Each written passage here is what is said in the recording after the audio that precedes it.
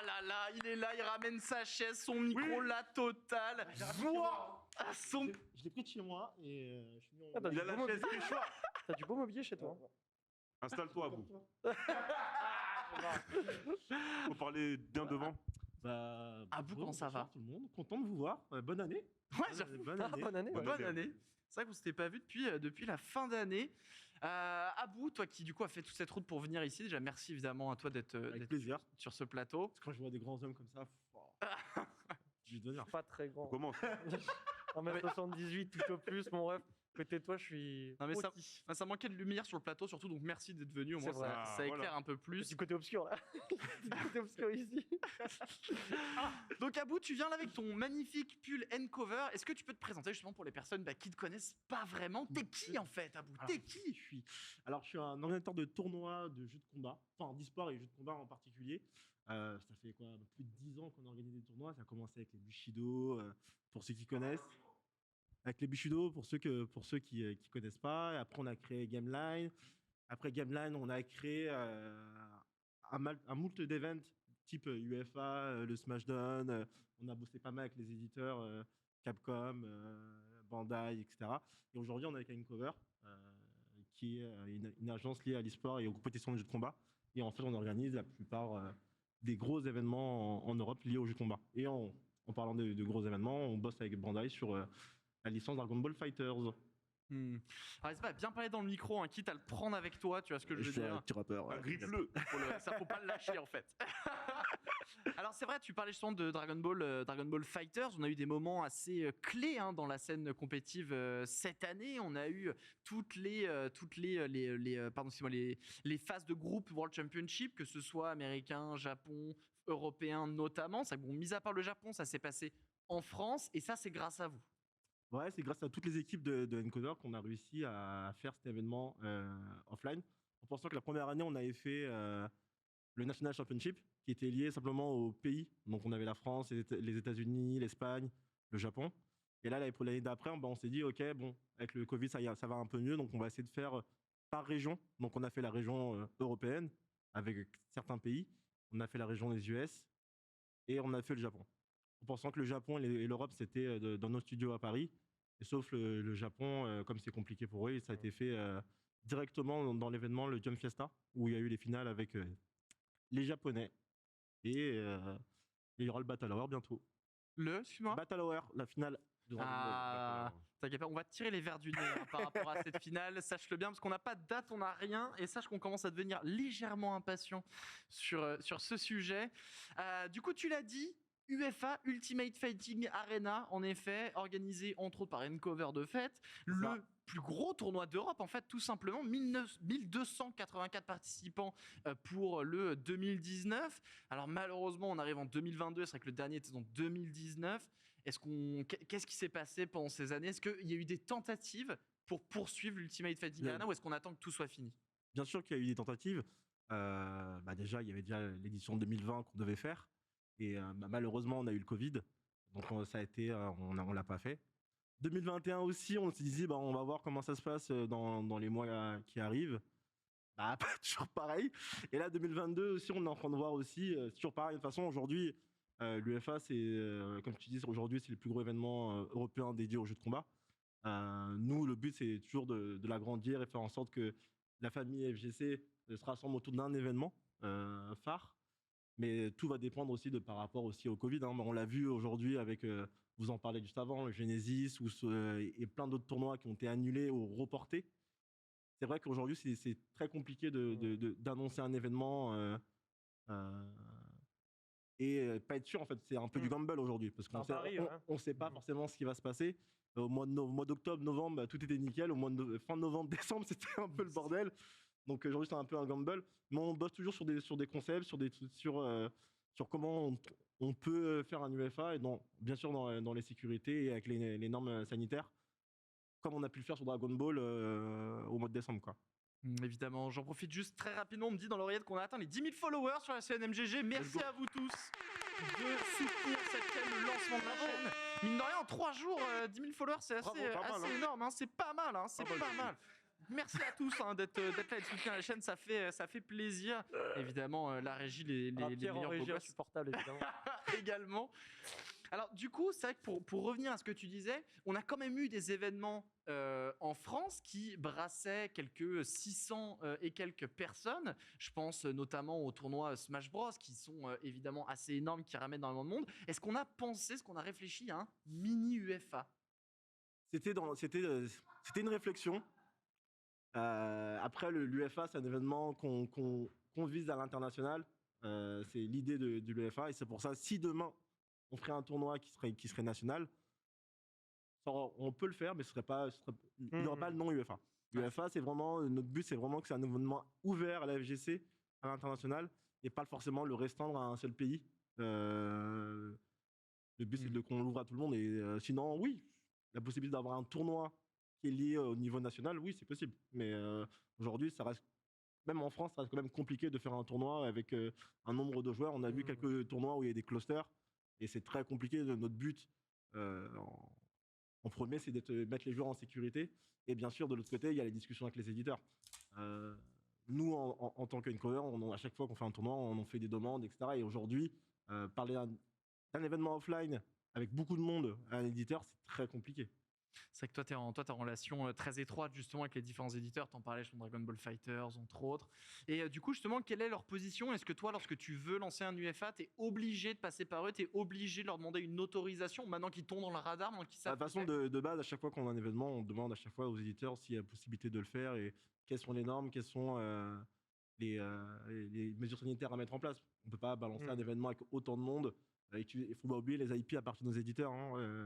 Donc, sans l'aval, c'est très compliqué. Pour la partie associative, on a de la chance d'avoir des éditeurs super ouverts qui nous laissent plus ou moins une marge de manœuvre. Mais c'est vrai qu'avec Encoder, on va être plus attentif sur quelles sont les normes au global et quelle est la stratégie des éditeurs par rapport aux événements offline. Et on y prête beaucoup attention parce qu'on discute avec eux beaucoup et on travaille pas mal de sujets avec eux. Donc c'est un sujet pour nous très important.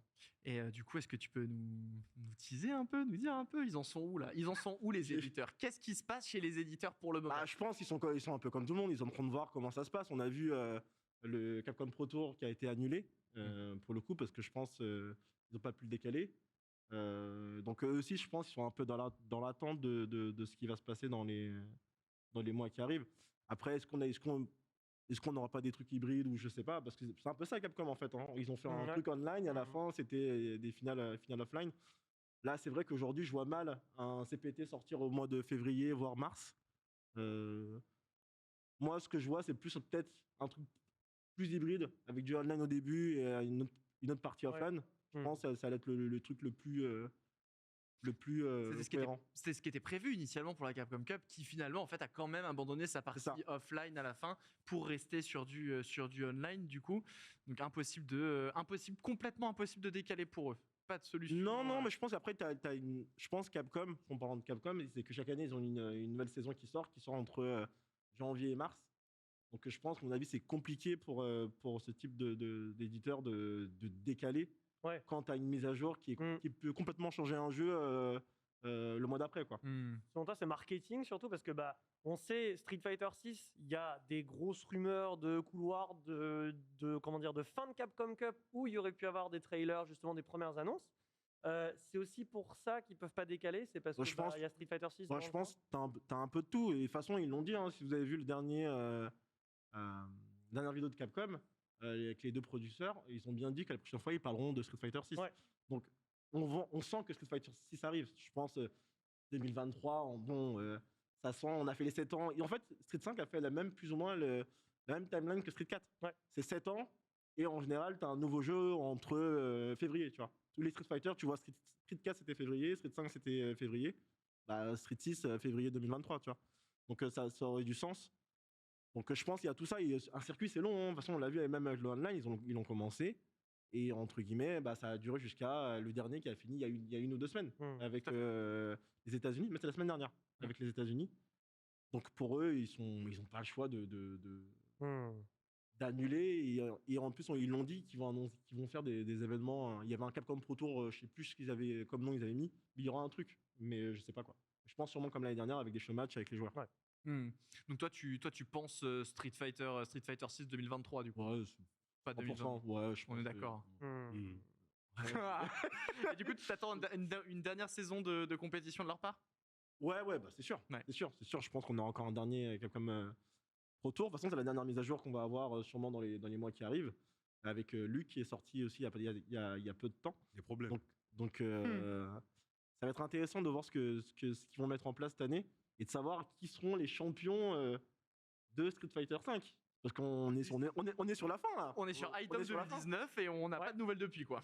Non, on est sur Problem X Red Bull Comité Londres, Las Vegas, pardon. Autant pour moi. L'Europe est championne du monde jusqu'à la Bah, fin du attends, les contrat. deux. On a Crimson et Problem X, Crimson. Problem On a X. Crimson et Crimson, mais là, Parce que c'était dernier deux en date, RBK en Problem un an, X. ouais.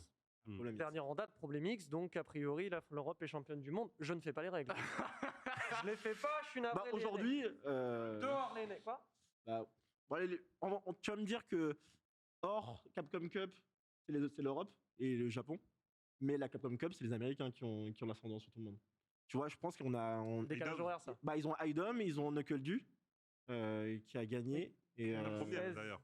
Quoi? C'était la première, elle a Ouais, la gagné. première. Knuckle Du, il a gagné la première. Américaine. Ouais. Avec Rick Ouais. Ortiz. Pas contre Ricky Ortiz. Et IDOM qui a gagné la dernière aussi, qui est en 2019. Ménat, République Dominicaine, qui avait gagné la. Ouais, il y a deuxième. Ménat. Avec Après, est-ce que tu peux dire que avec c'est les 16 en fait. États-Unis Non, en. non, c'est pas les États-Unis, mais dans le sens, c'est plus surtout pour pointer aussi la diversité qu'on a aujourd'hui. Ouais.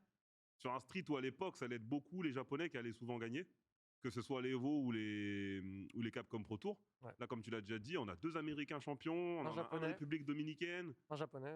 un Japonais du coup. Les Evo, pareil, c'est un peu partagé. Tu as eu les RBK, ce qui sont un peu partagés. Ouais. C'est pas mal du tout ce que je vois. Hein. C'est pas mal du tout. Non, mais carrément. Et même là, quand tu vois un peu tous les tournois, même tu sens Tekken, ça va. De toute façon, on est dans une nouvelle ère de console, donc une nouvelle ère de jeu en général qui arrive dans les 2-3 années après. Donc un prochain Tekken, Project L qui arrive. Peut-être, on parlait tout à l'heure d'un Killer Mortal Instinct. Kombat, Killer Instinct. Voilà. Allez, 2023, c'est l'année du jeu de Même combat. Ed Boon avait dit qu'il devait annoncer quelque chose qui s'était décalé et c'était C'est lié à ça. un jeu de Il combat. a dit pour On- l'instant, il y on a sait d'autres- pas c'est quoi, mais c'est lié à un jeu de combat. il y a d'autres Tout à fait. parties, donc on peut pas en parler. Les et par tout. contre Fighter entre Multiverse, on a Nickelodeon, on a Brawlhalla, on a Smash. Hmm. Enfin, On en- il y a masse tournoi et surtout, on a du roll. Pas le Covid, c'est malheureux, mais aussi aujourd'hui, on voit des évolutions où le rollback ça devient important, même pour les éditeurs japonais, ça devient très important et je pense que la prochaine génération de jeux de combat, ça va être intéressant avec ce format-là. Et toi justement, en tant qu'organisateur de tournois et d'événements, notamment donc avec les éditeurs, justement, comment tu as vécu toi ce passage à l'ère du online? Parce que clairement, ça passe du tout au tout. On doit réinventer un show. On n'a plus cette vibe qui est du hors ligne, qui est dans les salles. Comment t'as fait? Comment t'as vécu toi ce passage? Comment vous avez réussi à vous adapter pour créer du show en online sur le jeu de combat? Bah, compliqué de toute façon comme tous les organisateurs, hein, parce que l'essence même du jeu de combat, c'est de faire des événements en présentiel. On s'est jamais vraiment plaint du online à 100% parce qu'à la base, on est une communauté qui est très, très offline, en tout cas, quand on organise ces tournois de jeux de combat. C'est vrai qu'on a dû un peu se réinventer et de faire différemment. Surtout qu'à la base, on devait s'occuper du World Tour de Dragon Ball. Nous, très vite, on a dû trouver des solutions annexes, aider sur comment mettre en place la prochaine saison online, voir les possibilités que les joueurs peuvent avoir pour jouer les uns contre les autres, parce que c'est vrai, c'est une vraie problématique liée au netcode.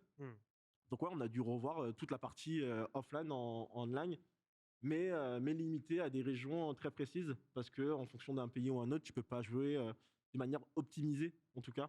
Et c'est vrai, sur un jeu de combat où tu joues à la frame près, bah, c'est déjà très compliqué. Donc nous, c'était de nouveaux process qui ont été liés au online. D'ailleurs, tu parlais justement de Dragon Ball Fighters, qui malheureusement du coup est un peu le mauvais élève aujourd'hui avec Tekken on n'a pas de rollback netcode, bon avec Street aussi, bon ça, bref, qui n'ont pas de rollback netcode. Dragon Ball Fighters qui a mine de rien n'a pas eu de rollback netcode, mais qui a été durant cette période de Covid le bon élève, on peut dire, parce que vous avez toujours essayé de créer, de proposer de nouveaux formats, quelque chose qu'on n'a pas vu chez les autres. Capcom Street Fighter, c'était toujours on fait une Capcom Cup régionale, puis on essaye un truc, ça marche pas, on va faire un invitationnel un peu dégoûtant. Et Capcom, on a eu droit d'abord à des show match par pays en FT, enfin en grand set énorme, Ouais. avec notamment, comment il s'appelle,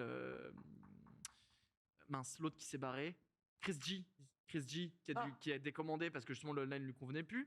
Après, je me rappelle plus exactement toutes les étapes, je te cache pas, ça remonte déjà un peu, ça vient de me venir.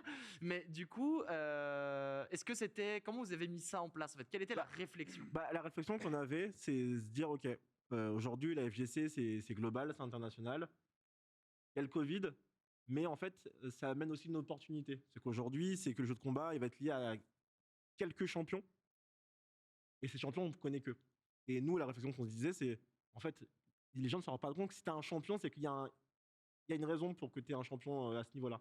Et qu'en fait, on s'est dit, on va faire des National Championships la première année, et on va mettre en avant tous les joueurs qui n'ont jamais été mis en avant, parce que les gens connaissaient que Wawa, connaissaient que Sonic Fox, connaissaient que Goichi, connaissaient que 3-4 champions. Et on s'est dit, en fait, c'est le meilleur moment pour faire en sorte de mettre en avant ces joueurs-là. Donc, on a créé National Championship pour mettre en avant les joueurs pendant 7 semaines, parce que c'est 7 semaines de compétition. Ouais. Donc, c'était un format de ligue. Et ça a été génial. Ça a créé une émulsion autour de Dragon Ball Fighter, autour de certains joueurs.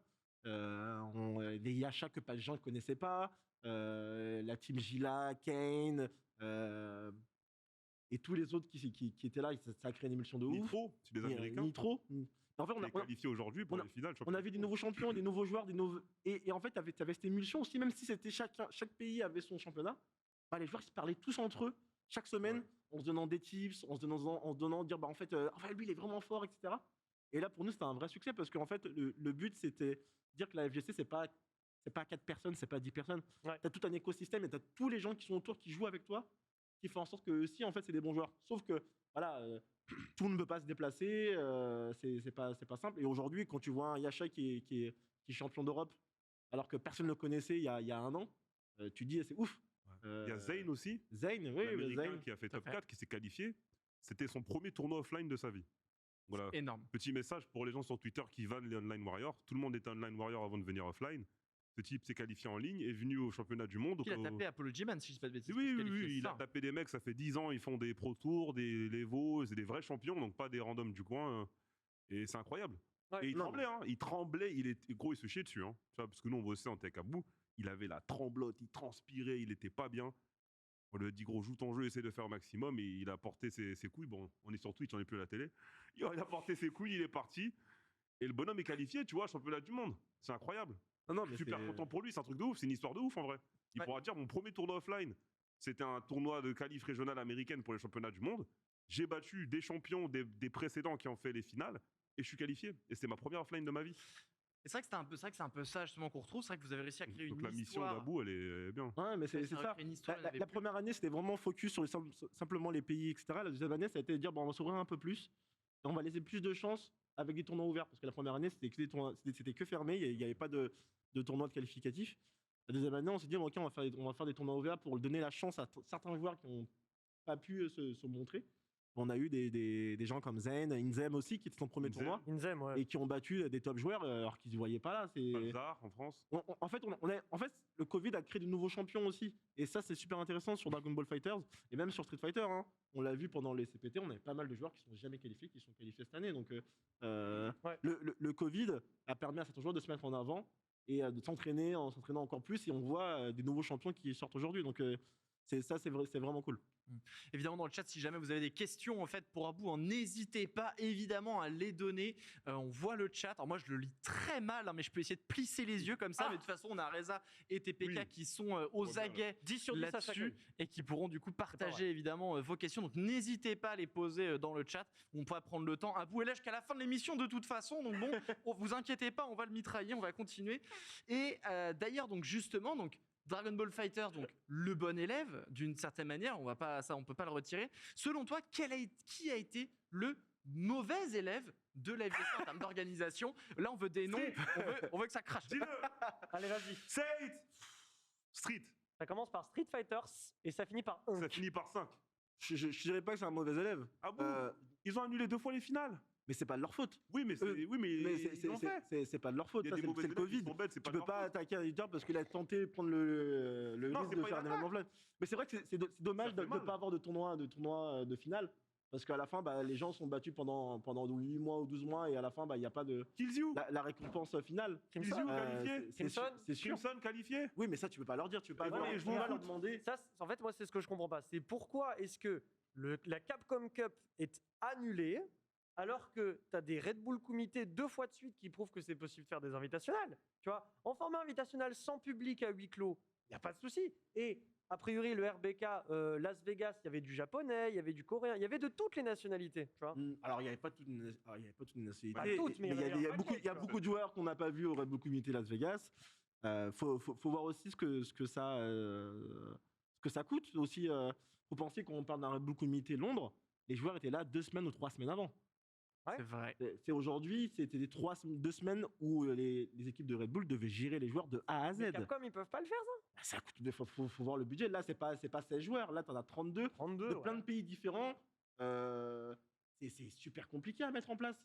Tu t'en rends- Ouais, mais c'est ça qu'on leur demande aussi, tu vois. Oui, mais on est leur but. en pleine pandémie. Ils vont pas prendre le risque qu'un joueur puisse avoir le Covid Ouais. pendant les événements. Ça peut être, ça, c'est compréhensible. L'éditeur, il est là, il est pas là pour prendre des risques parce que il veut voir tout le monde jouer. Lui aussi, il a cette envie-là. S'il peut pas, et même pour eux, ça leur coûte de l'argent. Parce de que- donner tout ça. Moi, je me souviens, quand Street Fighter V est sorti, Capcom n'a pas arrêté de dire c'était sur le packaging du jeu. Hein. Mhm. C'est le jeu e-sport. C'est là, si tu veux faire de l'e-sport, c'est ici que ça se passe.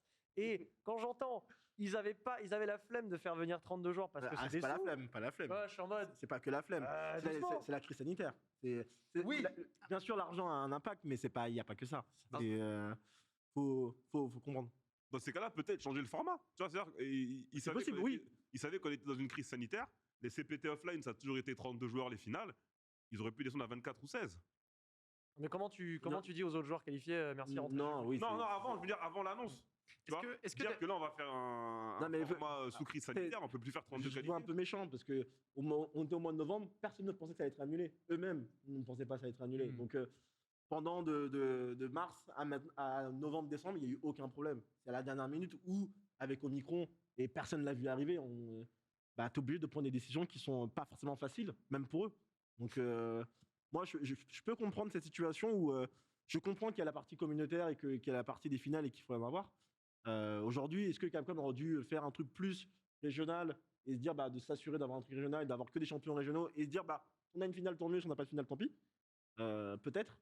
Est-ce que Mais, c'est pas un peu justement compliqué. le parti pris de Bandai Namco qui, eux, à l'inverse, pour ne pas décevoir les personnes qui participent à leur tournoi, restent et annoncent toujours de l'événement 100% régional jusqu'à Dragon Ball Fighters, où ils n'ont toujours pas annoncé les dates des finales. Cela dit, tu pars pas tant que tu m'as pas donné cette date. Mais est-ce que justement, c'est pas c'est un plan que Capcom aurait pu faire, ou est-ce que c'est pas plutôt justement ce que Bandai fait, éviter de se retrouver dans la situation de Capcom, c'est-à-dire promettre des choses que malheureusement, pas de peau, il y a un pic et on peut pas les tenir. Non, je pense oui, il y a un peu de ça aussi, parce que même nous, quand on propose des formats sur Dragon Ball Fighters, le premier chose qu'on va faire, c'est comment, d'une manière ou d'une autre, avec le Covid, on peut quand même avoir des champions dans certaines régions qui soient là et qui soient établis et qu'on peut l'organiser. C'est sûr. Et que de ce côté, Capcom, oui, c'est pas dit ça, c'est dit, ok, nous on a notre finale, on mise tout sur notre finale, on fait tout online, en espérant qu'avec le Covid ça se passe beaucoup mieux à la fin et qu'on ait notre finale. Nous, on a pris le parti pris de se dire, on va focus soit sur du national, soit du régional, pour que même si les joueurs peuvent pas se déplacer, on puisse faire un truc online au pire des cas. Voilà, il y a toujours le plan A, le plan B qui est prévu. Alors, du coup, moi, je veux juste revenir un peu sur ce qu'on a beaucoup parlé du Genesis, du Frosty Faustings juste avant que tu arrives. On a un peu parlé justement donc, de l'Ultimate Fighting Arena qui n'est toujours pas en place. On va parler un peu loi, gouvernement. Attention, je suis désolé, ça va être un peu relou, mais il faut qu'on en parle quand même. Le gouvernement qui a quand même facilité un peu lors des premières vagues l'événementiel, qui a beaucoup souffert du Covid. Et on sait qu'aujourd'hui, le gouvernement américain n'aide pas forcément les organisateurs. C'est pour ça que la décision du Genesis est difficile et c'est pour ça que je pense que la décision du Frosty Faustings est difficile à maintenir. Parce qu'en fait, s'ils arrêtent, le gouvernement n'aide en rien toutes les pertes. Est-ce qu'aujourd'hui, le gouvernement français est encore à aider ou on aide sur le même système que le système américain? Alors ça dépend. En France, ça dépend. Aujourd'hui, ils ont autorisé les événements à peu près, je crois, limités à 1000 ou 2000 personnes. C'est pour ça qu'on a eu des événements. On a des événements physiques qui se passent. En gros, dès qu'il y a un événement physique où les gens, entre guillemets, font un peu du surplace, c'est limité à 2000 personnes.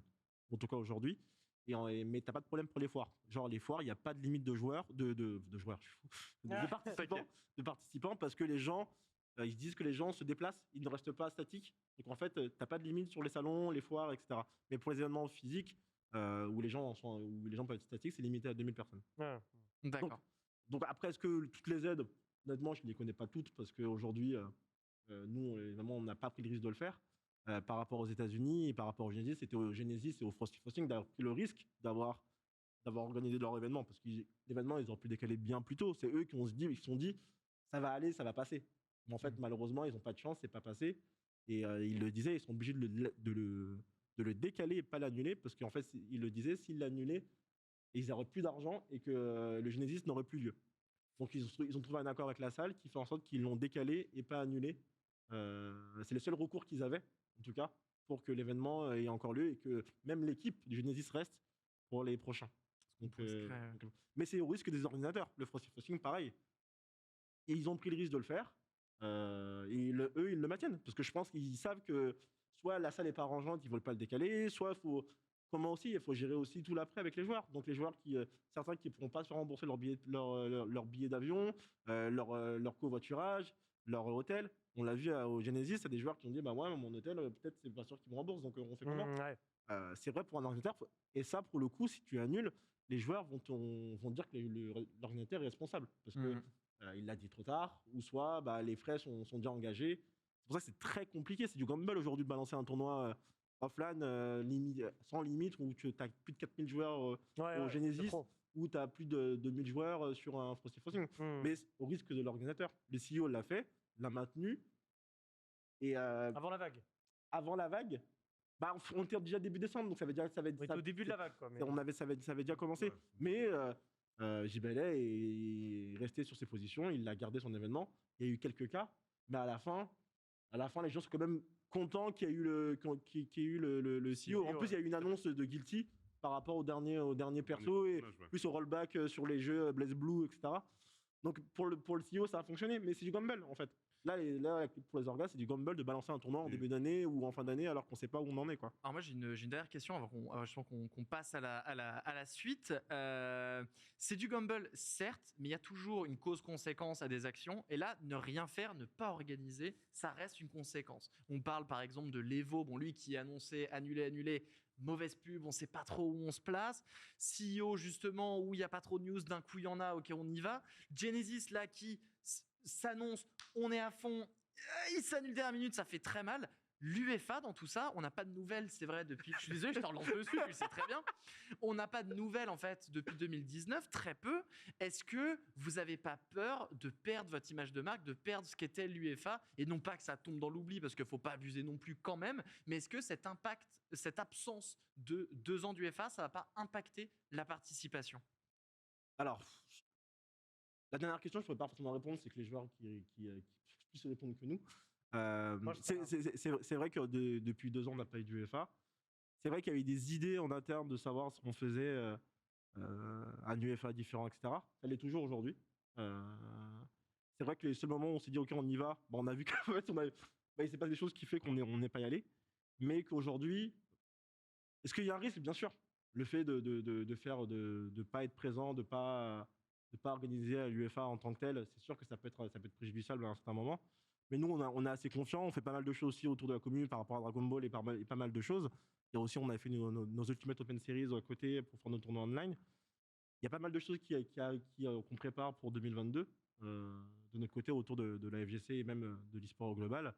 Et qu'un UEFA, oui, est toujours sur la table. Je vais pas te dire aujourd'hui, je ne donnerai pas de date. Non, c'est pas mais tu es confiant que les gens seront présents malgré une absence de 2 ans? En tout cas, nous, on fera le travail pour en sorte que les gens ne nous oublient pas et qu'on soit toujours là, présents et que je pense qu'on a laissé quand même une bonne image en 2019 sur ce qu'on a mis en place sur l'UEFA. Ouais, je pense tous dire oui. C'était ok, ça manque peut-être un peu de flotte, j'en avais plus à ma weekly.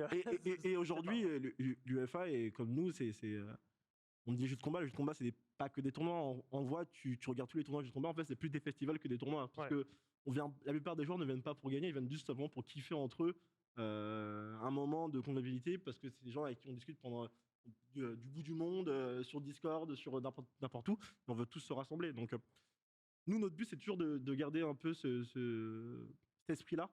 Et en tout cas, on fera tout pour que, entre guillemets, on soit là et qu'on. Donc, il y a des choses qui vont arriver en 2022. Je ne dirai pas ici, mais on a pas mal de choses avec les équipes qu'on rentre bosser et je pense que ça va être pas mal. Ok. Bah du coup, justement, avant de passer à la suite, t'as pas une info, un tease, un mois, une période de l'année, quelque chose. Ah bouffe, Ah là, il a rien, il m'a ah bouffe. une Parlons chose, vrai, là, un parlons truc, vrai. un tease. C'est bon, là, Un le mois. combat est terminé, tu peux y aller. On est hors live. Faites genre on est hors live, s'il vous plaît, la régie. S'il vous plaît. Bon, Allez, vas-y, parlons, vas-y, champion. messieurs. Aujourd'hui, ce que je vous annoncer, c'est qu'il y aura pas mal de trucs noirs. Il a décalculé. J'ai envie de rentrer chez moi. Lui, il est chez les druides. En vrai, il y a pas mal de choses qui vont arriver. Il y a pas mal de C'est un choses- druide à vous. il y a pas mal de choses qui vont arriver et Un bon druide. je peux pas tout vous dire parce que tant que c'est pas sûr à 100%, tant que c'est pas fait, et on vous balancera tout sur les réseaux sociaux. Mais non. Mais, C'est cool. 2022 riche, plus riche que 2021 peut-être. ouais, ça va être très. 2022, normalement, ça va être très très cool. Ah, let's go. Ah, bah ça, voilà. c'est Ah, des- voilà. C'est ça le truc dur. bonne 2022, ça va être violent. Ça, c'est une bonne nouvelle déjà. C'est ça qui est bon, ça qu'on aime. De toute façon, 2022, regardez, c'est déjà versus sur MGG, c'est déjà justement une très bonne année pour le jeu de baston. Abou nous promet moult mondes et merveilles pour cette année qui arrive. C'est quand même assez merveilleux. Reza, et est-ce que vous avez une dernière question à Abou? Pour Abou? Moi, T'es pas d'abord. j'en ai une petite, ouais. Est-ce que tu penses que, on parlait de modèle hybride, est-ce que le Covid a, genre, profondément remis en cause la manière dont on organisait les événements avant? C'est-à-dire vraiment prendre maintenant ce mode en ligne comme appui, mais sérieux, comme on peut le faire dans d'autres e-sports, hein, comme LoL, CSGO, etc. Ah, mais je pense clairement que le online sur le jeu de combat va changer beaucoup de choses. Aujourd'hui, on a encore, on se rend pas compte du nombre de joueurs qu'on a dans la FGC, mais qu'en fait, les joueurs ne viennent pas forcément en tournoi. Franchement, tu vois le nombre de ventes et le nombre de gens, les hardcore qui sont là, que tu vois jouer online, et ces gens-là, tu les vois jamais présents dans les événements physiques. Le fait qu'on, grâce au rollback et par rapport aux tout nouveaux jeux qui vont arriver, c'est sûr que le online va avoir complètement un rôle super important dans les prochaines versions des jeux. En tout cas, si les éditeurs ne se trompent pas, ils ne font pas un live un peu bizarre. Et le online va être très très important et ça va être super cool parce qu'il y aura beaucoup d'initiatives qui vont être créées par les gens de la commu. Parce que c'est vrai où faire des UFA ou des gros tournois, ça coûte beaucoup d'argent et tout le monde ne peut pas se le permettre. Même pour des assos aujourd'hui, aller faire des locations de salles, etc. Et avec le online, on pourra faire des concepts plus simples où on l'a vu avec Guilty, hein, c'est Ahmad qui a annoncé un super tournoi Guilty pays par pays sur plein de pays différents.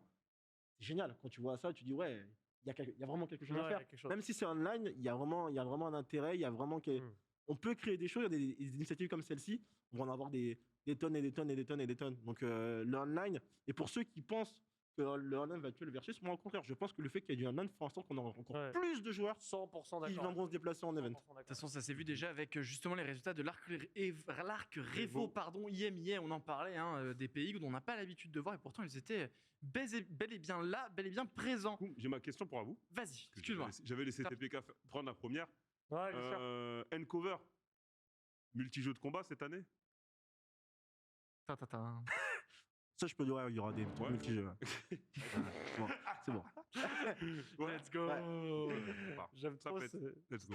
les quelques Mais premières secondes. La musique est géniale. Question simple, réponse simple. Ah, je te remercie. Bah écoute, parfait. Merci à vous du coup pour cette interview. Tu restes avec nous de toute façon. Tu nous Yes. dis pour la fin de cette émission. On va attaquer maintenant du coup nos moments de 2021 en compétition qui nous ont fait quand même vibrer, que j'espère vous ont fait vibrer également. Ensuite, on parlera évidemment de l'ouverture sur 2022, bien qu'on ait déjà tout de même été un peu teasé par Abou ici présent sur le plateau. Messieurs, dames, tout de suite, le salon baston. Avec cette grosse guitare Ah, qui il est pète. violent son jingle. On va peut-être changer le nom en fait. Exceptionnel. Hein. On pensait à un truc un peu chill, posé, parce qu'on va taper la discute et d'un Ouais, coup ça, il y les a la grosse catacombes, gratte. personnellement, mais En fait, t'es pas ce que prêt. tu veux. Alors, messieurs, dames, du coup, 2021 a tout de même été une année excessive. Excessivement riche. Je vais aller les voir, je vais les gifler un par un. Bordel. C'était une année du coup très riche à bien des égards sur beaucoup de jeux et on en a beaucoup parlé mais je pense qu'on va revenir tout de même dessus sur Dragon Ball Fighters encore et toujours.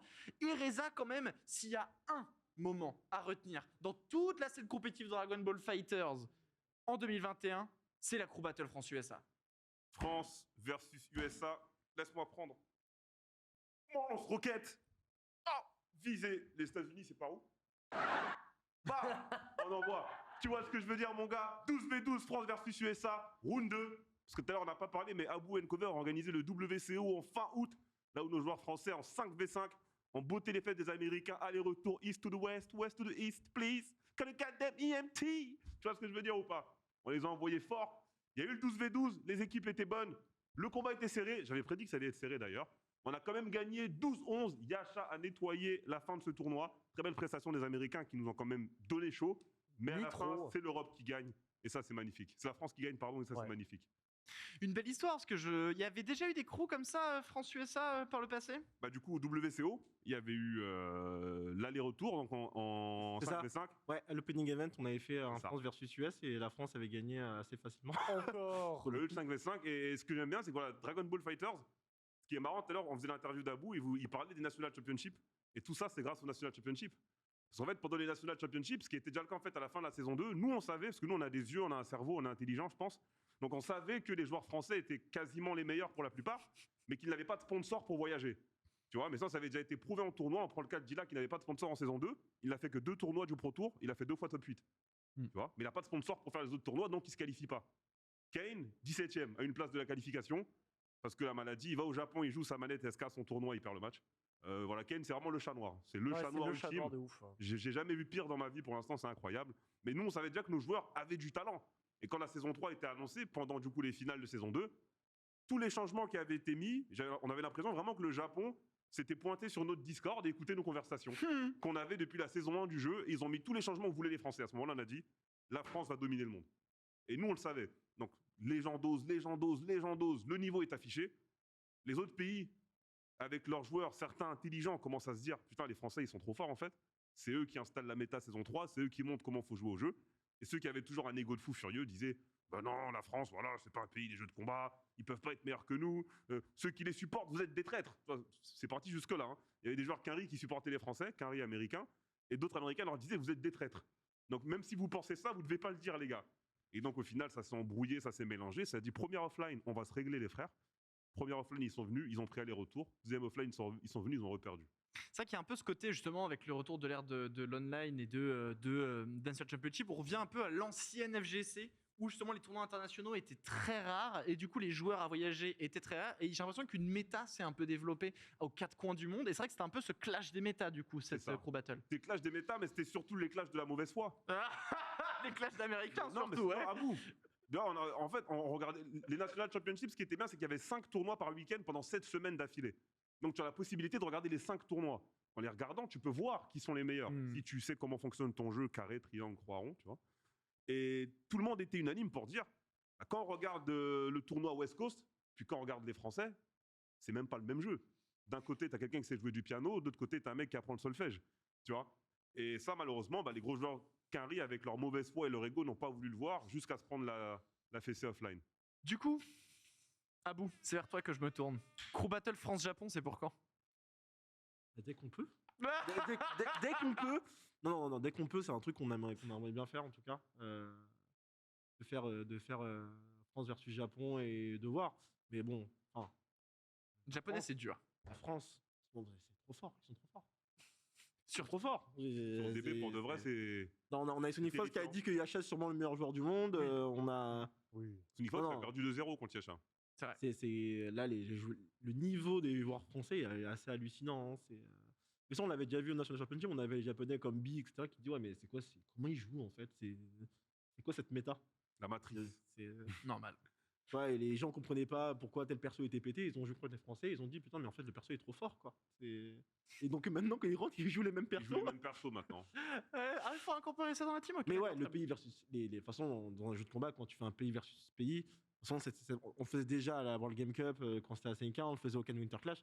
C'était les tournois les plus hype, hein, de toute façon. Quand t'as un Ouais. pays versus pays, de toute façon, on l'a vu avec le stream du 12v12 qui était sur la chaîne de Damascus. C'était ouf. L'ambiance était aussi bien sur le stream que sur place. On a eu un grand discours de Reza après la victoire de la France qu'on a adoré. C'est le Jack Daniel. C'est Monsieur Jack. Mais ouais, c'est ouf, les pays versus pays. Et pour moi, sur tous les jeux de jeux vidéo et de compétition, il faut avoir des compétitions nationales, quoi, et internationales. Et justement, en parlant de compétition internationale, on va glisser en fait vers notre second moment de l'année 2021. Bon, pas de crew battle cette fois-ci par contre, mais bel et bien tout de même un rassemblement de nombreux pays. TPK, je te lance dessus comme Oui. ça, le Smash World Tour Oui. 2021, Oui. un moment quand même qui était inoubliable. Oui, inoubliable, puisque nous connaissons toutes et tous, peut-être pas vous chez vous, mais on connaît l'apport de Nintendo sur la scène compétitive de Smash Bros. Spoiler alert, Zéro. on s'emmerde. Donc effectivement, quand la communauté prend le sujet en main, c'est-à-dire pour organiser un vrai circuit bien rutilant où on peut mettre tout le monde un peu sur la quête de l'argent, de la fame et finalement pourquoi pas de la gloire, ça fonctionne. C'est le Smash World Tour, ça s'est fait en ligne avec des qualifications dont on se souvient, avec du coup les grandes finales qui ont eu lieu en décembre, à la fois sur Melee et Ultimate. Et c'était bien là la particularité de ce Smash World Tour, c'est qu'on arrive à avoir un World Tour finalement sur 2 Smash différents. Les cash prizes sont astronomiques, 125 000 pour chaque jeu. Pas ce que vous ferez avec 125 000 $, mais moi personnellement j'ai ma petite idée. Et du coup, ça s'est soldé par des victoires successives. D'un côté, Plup sur Melee, le grand héros Plup avec son fameux Plup Club, joueur de Panda, et les images que vous voyez, la victoire du Mexicain Meke Léo, évidemment le joueur dont les victoires sont un peu à anticiper maintenant. C'était trop stylé à suivre, stylé jusqu'à ce que certains problèmes viennent évidemment gâcher un petit peu la fête. Voilà, puisque sur Smash Ultimate, on s'est rendu compte que la console sur laquelle les deux joueurs ont joué, il y avait un problème de réglage qui a faussé 4 matchs, notamment dans le top 12 loser side. C'était un peu chiant, mais la fête a quand même continué. Et à la fin, de toute façon, c'est MKLeo qui gagne. Donc, même si la console est trafiquée, à la fin, c'est MKLeo qui gagne. Bref, une super belle initiative. Un très très beau week-end de réjouissance, d'ailleurs avec une effervescence française que je salue parce qu'il y avait des milliers de Français à mater toutes les watch parties qu'il y avait sur tout Twitch France à des horaires pas possibles. Bravo, messieurs, dames. C'est vrai que c'était assez fantastique. C'est vrai qu'on a eu quand même beaucoup de pays, comme tu l'as très bien dit, des étapes en veux-tu, en voilà. On a vu que l'Amérique du Sud était vraiment très forte sur Ultimate. On a vu l'Europe revenir à pleine balle sur Melee, ce qui a fait excessivement plaisir aussi. Donc c'est vrai qu'une compétition, somme toute, qu'on attend. Des news d'ailleurs, Smash World Tour 2022 ? Pour l'instant, pas de news autrement, à part celle évidemment que ça va très probablement se passer. Je refuse de croire que c'est un one-shot. On le sait. Franchement, je sais pas. Je sais pas. Quand tu vois l'annonce de Panda Global. Voilà, j'allais y venir. C'est que du coup, avec cette annonce de Panda Global et Nintendo America qui organisent leur propre circuit cette fois-ci réservé aux Nord-Américains, c'est la particularité de ce circuit Panda Global a priori. Est-ce que les deux vont cohabiter ? Est-ce que les deux vont s'envoyer des gros caca dans du papier journal ? Je ne sais pas, mais en tout cas, on verra si les Américains vont faire la belle entente. Je n'y crois pas. C'est le moment, on verra bien, écoute, on verra bien, on le découvrira. On en a parlé également dans cette émission déjà, mais et je dis bien les au pluriel, Red Bull Kumite de 2021. Au final, la Capcom Cup, est-ce que c'est pas nos finales de Street Fighter qu'on attendait tant ? Faut le dire, à la fois sur la Red Bull Kumite London, qui a eu lieu de fait à Londres, uniquement sur Street Fighter, et enfin le Red Bull Kumite à Las Vegas, qui là par contre cette fois-ci s'est déroulé sur 3 jeux, Strive, Tekken et Street Fighter, bien évidemment. On rappelle que Red Bull Kumite sont historiquement sur Street. C'est le premier Red Bull Kumite à proposer plusieurs jeux. Évidemment, Abou, toi qui as bossé beaucoup de Red Bull Kumite, t'hésites pas à me corriger si je dis une bêtise. En tous les cas, on a eu quand même une victoire de Mr. Crimson qui est absolument fantastique. Oui. Une run comme jamais on a vu une telle run. Il tape Punk, il tape Luffy, il détruit Idom. Enfin, c'était juste. Il bat Gatsukun. J'avais oublié les poules, tout à fait. Il a fait, c'était Franchement, c'était la net Crimson cette année, hein. 2021. Boulot. Qualifier la Capcom Cup, qualifier Guigel, le Red Bull Comité, c'était son année. Hein.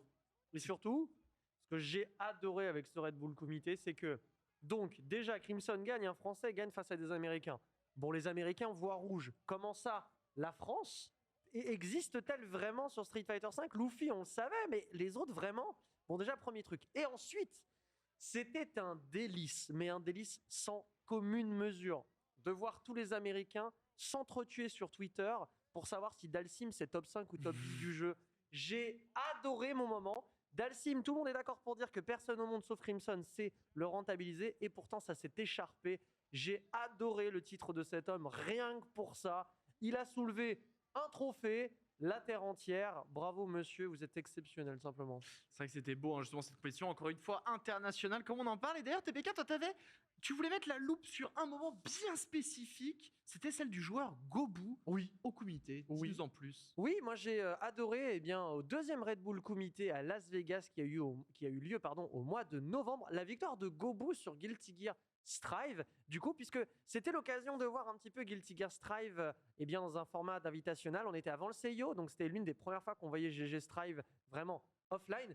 Et là, t'as Gobu qui pop, qui a joué Zato en phase de poule. Il a absolument fendu mais la terre entière avec son Zato. Et là, le monsieur pète un câble et joue contre Diaphone, donc la Inno-américaine, quand même plutôt de renommée régionale, nationale, là-bas aux États-Unis, prend Gold Lewis Dickinson, le personnage jugé lotière, si ce n'est le plus lotière du jeu à cette époque, vraiment. Donc, pourquoi? Et le pire de tout cela, c'est que Gobu l'emporte face à Diaphone. Je m'attendais absolument pas du tout à voir Gobu aller jusque-là dans la compétition. Personne ne s'attendait à voir un Gold Lewis Dickinson gagner. Il a un regard de tueur. Tu crois son regard, t'as tous tes ancêtres qui meurent une deuxième fois. C'est un truc de fou. Et pourtant, il l'emporte. J'ai adoré sa victoire de A à Z. On rappelle que Skill avait participé, avait fini 7ème si je ne m'abuse. Et Super Akuma lui avait fini 3ème ouais, c'est ça. Sur Tekken. On est d'accord là-dessus. Du coup, évidemment, Red Bull Comité, on attend avec grande impatience le Red Bull Comité 2022. Vous inquiétez pas, on chope à bout à la fin de l'émission pour avoir l'information. On vous dira tout sur les réseaux sociaux et sur le Versus de la semaine prochaine. Autre moment, on revient encore sur un invitationnel spécial. On va parler du coup des invitationnels de Smash Bros, les Summits de Beyond the Summit, qui sont habitués au final à faire moult jeux. Ils ont fait du Rocket League, du CS et autres jeux de PC, mais également Dragon Ball FighterZ à l'époque. Mais ils ont fait du coup Melee et Ultimate, les premières compétitions hors ligne en fait de Smash Bros. Et ça a été très beau parce que suite à une saison de Sleepy Champions League, donc de qualification en ligne, etc., qui d'ailleurs ressemblait un peu à un autre format en ligne. Je sais pas si tu avais regardé d'ailleurs ces formats en ligne, mais qui sont juste j'ai regardé un petit peu, j'ai pas tout regardé, mais ouais, les summits en général, ils ramènent toujours de la fraîcheur en fait dans chaque tournoi qu'ils font chaque année, et ça c'est super bien quoi. On est bien d'accord, et justement on a eu du coup des victoires qui étaient inattendues. D'un côté IBDW sur Melee qui ne gagnait pas, qui avait un blocage mental face à Zayn et Mango, les deux gros titans, et enfin un déblocage, ça arrive, ça a dépopé, on a tapé tout le monde, Amsal japonais qui a brillé, Leffen qui est revenu sur Melee, c'était incroyable, et de l'autre côté sur Ultimate, l'éternel second, celui qui n'arrivait toujours pas à l'emporter, Tweak a réussi à battre son démon, à détruire son démon d'ailleurs, sur une loser run de tous les diables. Sur Ultimate, c'était fantastique, et on voit ici justement sur les images IBDW enfin l'emporter face à Zayn en winner final. Ouais, ça permet d'asseoir encore un petit peu cette entre guillemets nouvelle génération sur Melee. IBDW, Zayn aussi a fait grande finale, Mango Zayn aussi dans une moindre mesure, même si Mango l'avait emporté. Et là, Tweak, Tweak, tu parlais de mental pour IDW. Tweak, qui est aussi, je pense, l'un des top joueurs mondiaux avec le mental le plus, je dirais, branlant, pour ne pas dire autre chose. Clairement, il a un mental qu'il travaille depuis des années. C'est pas encore ça. Et là, le voir enfin atteindre cette première place tant espérée, ça fait du bien, clairement. On le sait après, son parcours par la suite, notamment au Smash World Tour, n'était pas non plus des plus merveilleux, mais ça permet d'avoir des bouffées d'oxygène pour ce joueur qui semble avoir trouvé son Diddy Kong. On est d'accord, justement, donc comme on le disait, justement, le Summit Melee notamment, on suivait avec la Sleepy Champions League, qui était du coup un format sur 4 semaines en Ligue, Division 1, Division 2, format pool, puis bracket, simple élimination, et ça se déroulait sur 4 semaines, et les joueurs qui arrivaient à se qualifier en Division 1 à la fin des 4 semaines étaient qualifiés pour le Summit. Reza, t'avais suivi toi un peu ce format compétitif ou pas du tout? Pas trop. Je te prends un peu... Via Twitter, ok, sur d'accord. Twitter. Donc C'est vrai j'ai pas eu la chance, pardon, de regarder les matchs. T'inquiète pas, il n'y a pas de souci. C'est vrai que c'est un format qui est un peu particulier à bout pour le coup.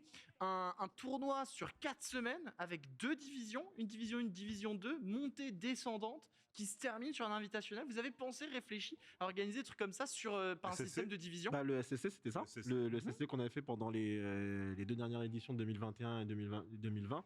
C'était 2 divisions, la A et la B. Les joueurs s'affrontaient pendant 3 mois.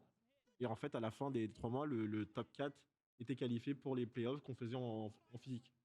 Donc à la fin, bah, tu avais le meilleur qui gagnait X euros, le deuxième, etc. Et pareil pour la division 2, il n'y avait pas de playoffs. C'était les 3 premiers qui montaient en division 1.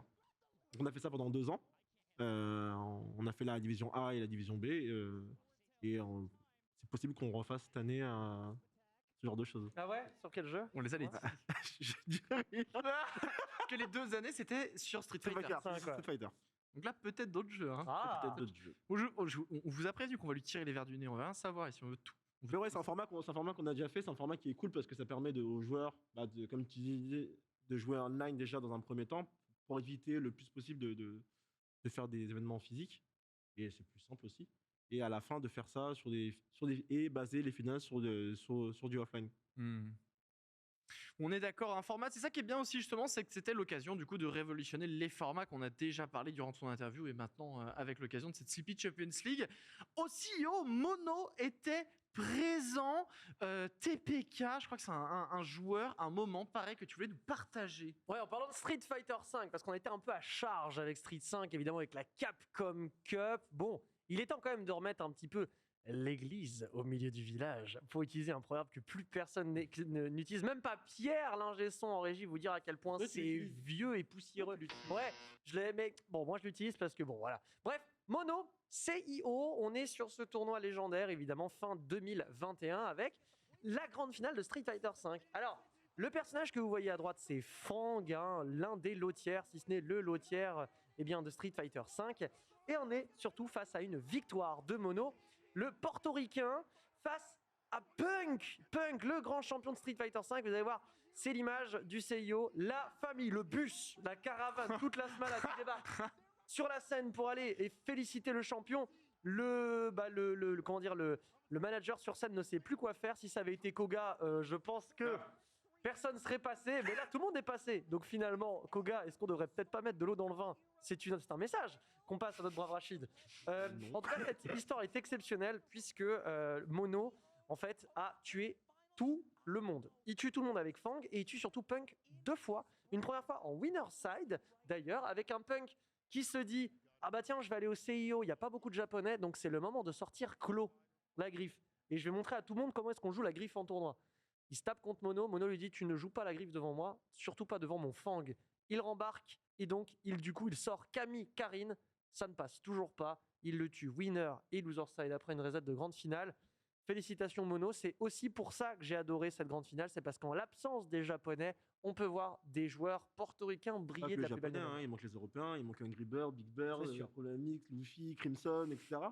Et va sortir Fang sur ce genre de personnel, de joueurs. C'est complexe. Comme c'est vrai. Mais ce qui est intéressant avec, comme on dit avec le CEO, c'était un événement très national. Pour le coup, c'est beaucoup d'Américains. Ça permet aux gens d'une région de sortir de l'anonymat. Et en fait, c'est ça qui est super cool. Ça permet à des joueurs comme Monopère, même s'il n'est pas américain, il pouvait se déplacer et il nous a montré des très bons résultats. C'est vrai que c'est à la fois la beauté des États-Unis aussi. Hein. C'est vrai que c'est tellement grand qu'au final, on a beau passer d'état en état, on reste dans le même pays. Donc forcément, c'est pas pour rien qu'au Frosty Faustings, on a 2410 participants par exemple. Et on risque d'avoir du coup ce genre de surprise potentiellement au Frosty Faustings. Ouais, clairement. On est d'accord là-dessus. On va pouvoir passer du coup à la deuxième partie du Salon Baston qui là par contre on va se concentrer maintenant sur 2022. 2022, qu'est-ce qui nous attend? Qu'est-ce qu'il faut suivre? Et on va surtout commencer par qui il faut suivre, quels sont les joueurs à suivre. Et écoutez, moi j'aimerais commencer par parler de Street Fighter, justement. On a parlé tout à l'heure des qualifications de la Capcom Cup. Et on a un joueur qui a brillé, qui s'est qualifié lors de la deuxième étape. Et il s'agit de Killzyu. Killzyu, un joueur à suivre en 2022. Alors, j'ai envie de vous dire, dire un nouveau joueur serait mentir. Évidemment, il est déjà dans la scène depuis un peu de temps, 2018 notamment, où il a participé à la G-Infinity sous les couleurs de Fnatic tout de même, mais un joueur en intermittence, puisqu'il a aussi, du coup, la particularité d'être un des meilleurs joueurs français, si ce n'est du monde, sur le e-football, comme dirait... Oui, e-football. Comme dirait... comme disent les jeunes, hein, le e-football. En tous les cas, donc un joueur qui jongle en fait, talent monstrueux sur Street Fighter et talent monstrueux sur Elite Football. Et dans cette saison, il a non seulement du coup remporté l'étape qualificative européenne en tapant Akainu en grande finale, et récemment, il a fait un FT10 avec Luffy sous les couleurs de Capcom, où il a mis 10-4 à Luffy. Killzyu, un monstre à bout, c'est comment? Non, mais Killzyu, c'est un joueur très très fort. Hein. Je sais qu'à la base, il vient de la scène PES. C'était déjà un très bon joueur. Il avait commencé les tournois, je crois, en 2017. Je me rappelle, l'UEFA 2017, il était déjà là. Et en fait, c'est un joueur qui est monté, qui est monté, qui est monté, qui est monté, qui est monté. Et qui, à un moment, avec son personnage, a bien maîtrisé son personnage, a bien compris comment le jeu fonctionnait, etc. Et que toute l'XP qu'il a appris sur les 4-5 premières années, bah, aujourd'hui, il lui servent. Il fait partie des top joueurs français, avec Luffy, Crimson, Akainu. Et qu'il joue, on va dire, c'est vraiment le top 4 français au global de Street Fighter. Ouais. On a TKR et tout le reste. Et qu'aujourd'hui, bah ouais, c'est un joueur, c'est un peu l'avenir du jeu de combat. Hein. Il est très jeune, Killzyu, hein. Il vient d'avoir, il a 18, 19, donc 20, je crois, si je dis pas de bêtises. il a 20 ans, mais on dira qu'il a 18 toute sa vie. Ça me va. Mais ouais, c'est un très jeune joueur. Tu vois qu'un n'importe quel jeu de combat, il va être fort. Donc c'est intéressant de le voir, surtout sur le prochain Street. Parce que là, on est à la fin de Street Fighter V. Les gens commencent à le connaître maintenant, mais c'est toujours très compliqué d'être en fin de saison pour un jeu de combat. Et dès qu'il y aura le nouveau jeu, bah, en fait, il aura toute l'expérience qu'il a eue sur l'ancien Street Fighter. Et là, ça peut être quelque chose de génial, quoi. Donc, il suit évidemment à suivre. Hein. C'était son année pour briller. C'était potentiellement sa Capcom Cup, l'occasion pour lui justement de montrer aux yeux du monde qui il était. Tant pis, c'est annulé, mais on y croit pour 2022. Killzyu va faire vibrer. Un autre joueur qui fait vibrer, et il est jeune, et non seulement il est dans ta structure, mais en plus de ça, il joue un jeu que tu connais très bien, et il a tapé le meilleur joueur du monde lui aussi. On va parler de BMS Raflo. Oui, Raflo, le lycéen qui fait ses contrôles d'histoire et tape aussi le meilleur joueur d'Européen, tout ça en même temps. Raflo, c'est l'espoir en fait de voir Gluttony tomber de son trône sur Smash Bros Ultimate, puisque ça s'est déjà produit à une weekly, figurez-vous, c'est-à-dire l'un des endroits où c'est pas censé se passer. Raflo tue Gluttony comme ça, à l'abri des regards, avec un huis clos total où t'as 20 pélos en fin de weekly dans des horaires dégueulasses où tout le monde se dit Gluto va encore gagner. Non, il l'a tué. Joël était en train de dormir alors que tout le monde chez BMS était à l'affût pour voir. La moitié des BMS ont dormi. Hein. Ouais, parce que même moi, je dormais, je l'ai appris le matin. Tout le monde dormait, et même moi, je dormais, et tout le monde dormait. Donc Raflo tue effectivement Gluttony. C'est exceptionnel, c'est un jeune joueur, vraiment très très jeune joueur, avec déjà énormément d'adresse. A priori, le deuxième meilleur joueur français à l'heure actuelle, si on en écoute certains. Pour l'instant, officiellement, c'est Léon. Officieusement, ça serait Raflo. N'enterrons pas notre brave Léon.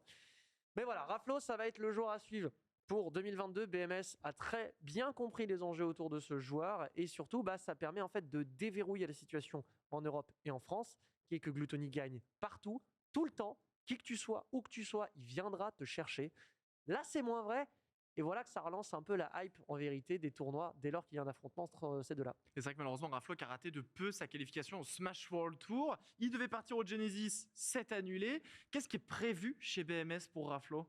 Genesis, ça allait être bien. Genesis, ça allait être même un bon test des Français, tu sais, parce que dans d'autres vues, quand ça parle de Smash Ultimate, souvent ça dit que Gluto carrière internationale et que malheureusement, les Français en dehors de la France, en dehors de l'Europe, on les a jamais vus. On ne sait pas ce qu'ils valent réellement et ils n'ont pas tort. Du coup, je pense que le Genesis aurait été un bon step pour voir ce que vaut vraiment la France internationale. Malheureusement, c'est décalé. Je pense quand même qu'on va pouvoir y aller, les BMS. Enfin, moi, je ne saurais pas, mais je pense que les joueurs vont pouvoir y aller. Sinon, comme d'habitude, essayez d'envoyer Raflo sur le maximum de tournois possible. Il ne faut pas oublier qu'il est archi jeune, il a 15 ans et demi, 16 cette année. Il fait ses DM en tournoi. Voilà, il révise à l'appartement, en tournoi, il n'a pas le choix.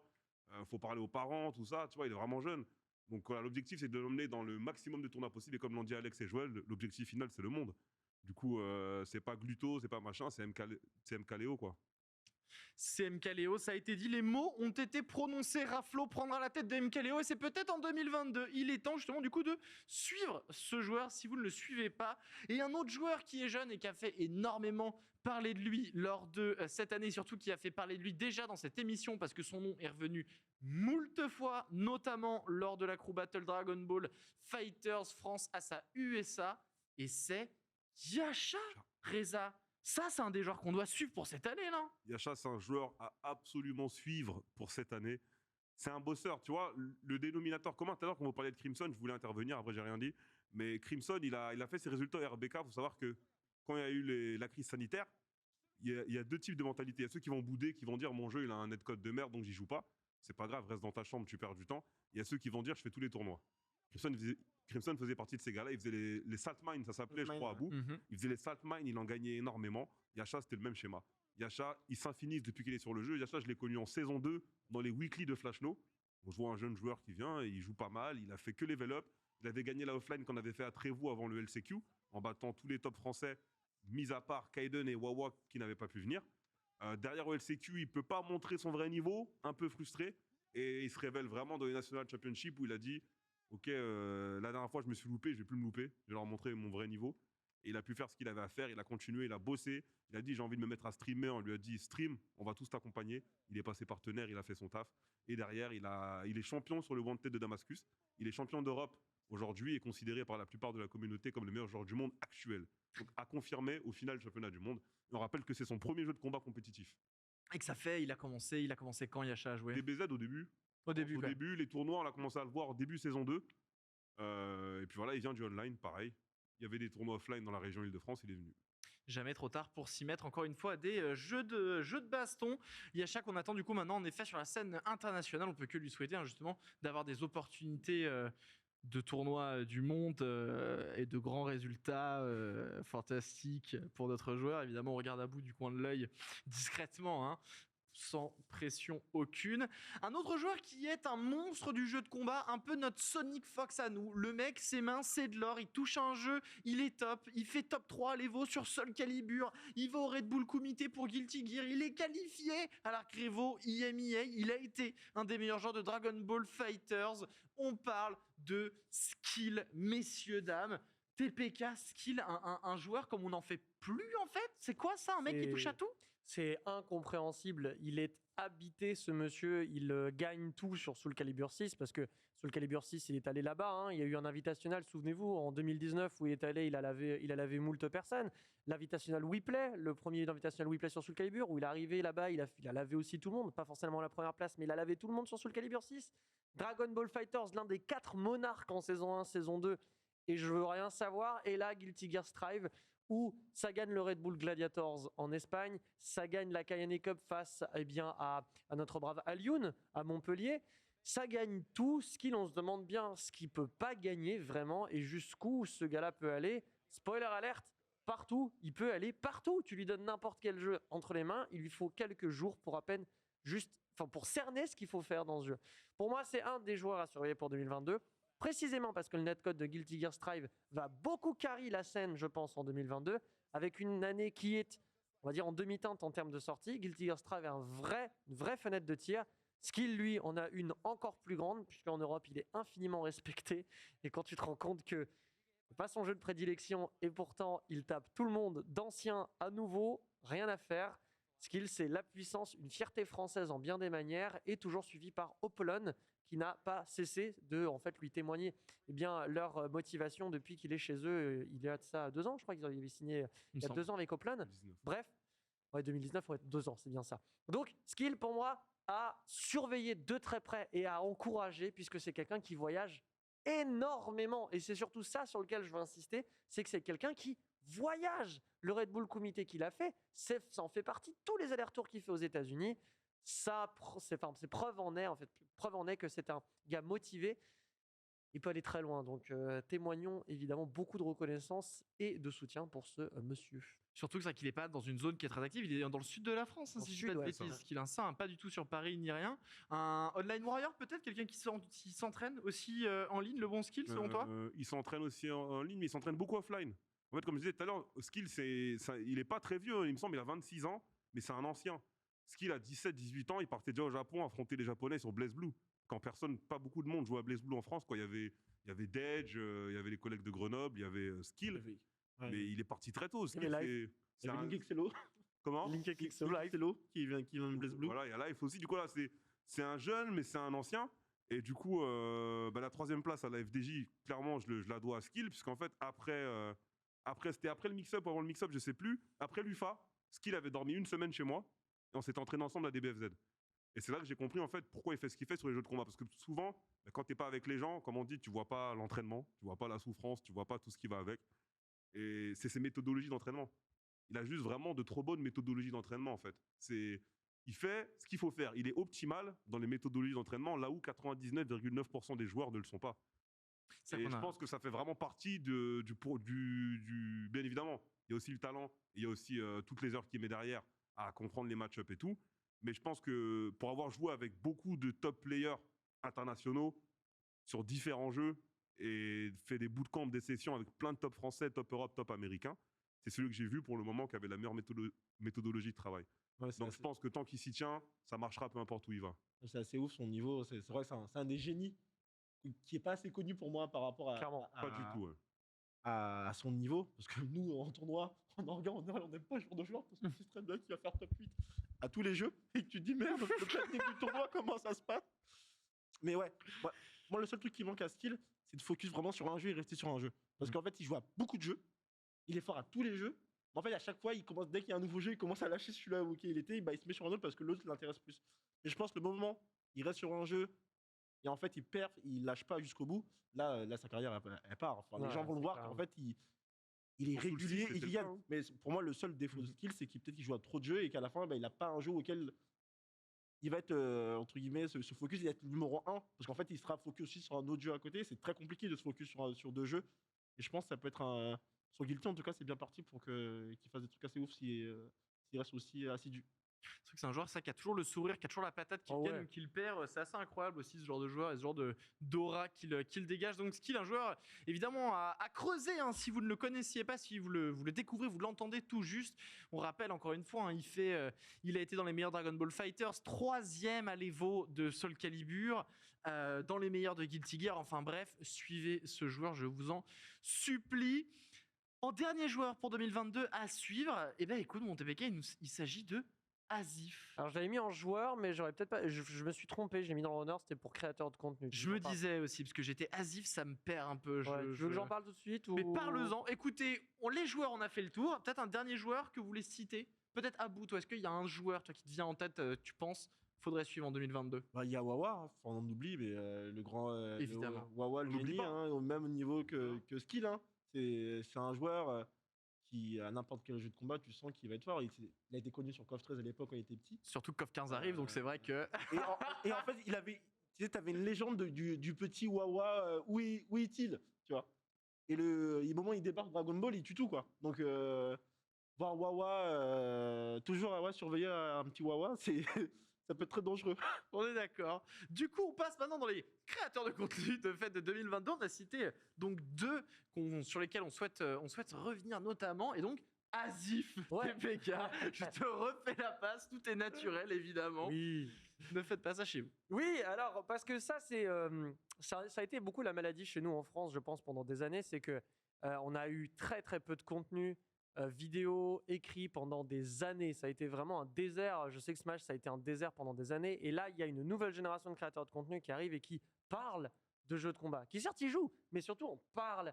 Et moi, c'est ce que j'aime justement mettre en avant. Et donc, celui dont je vais vous parler, c'est Asif. C'est un créateur de contenu sur Smash Bros. Lui est vraiment, on va dire, spécialisé là-dessus. Et c'est quelqu'un qui, à la fois, parle beaucoup, en vérité, des personnages. Il a une série d'idées qui s'appelle Arrêtez de vous faire douiller, dans lesquelles, justement, il explique un peu les ressorts de match-up un peu dérangeants, dirais-je. Hein. Pourquoi tu te fais arnaquer une stock ici? Bah, parce qu'il se passe ça.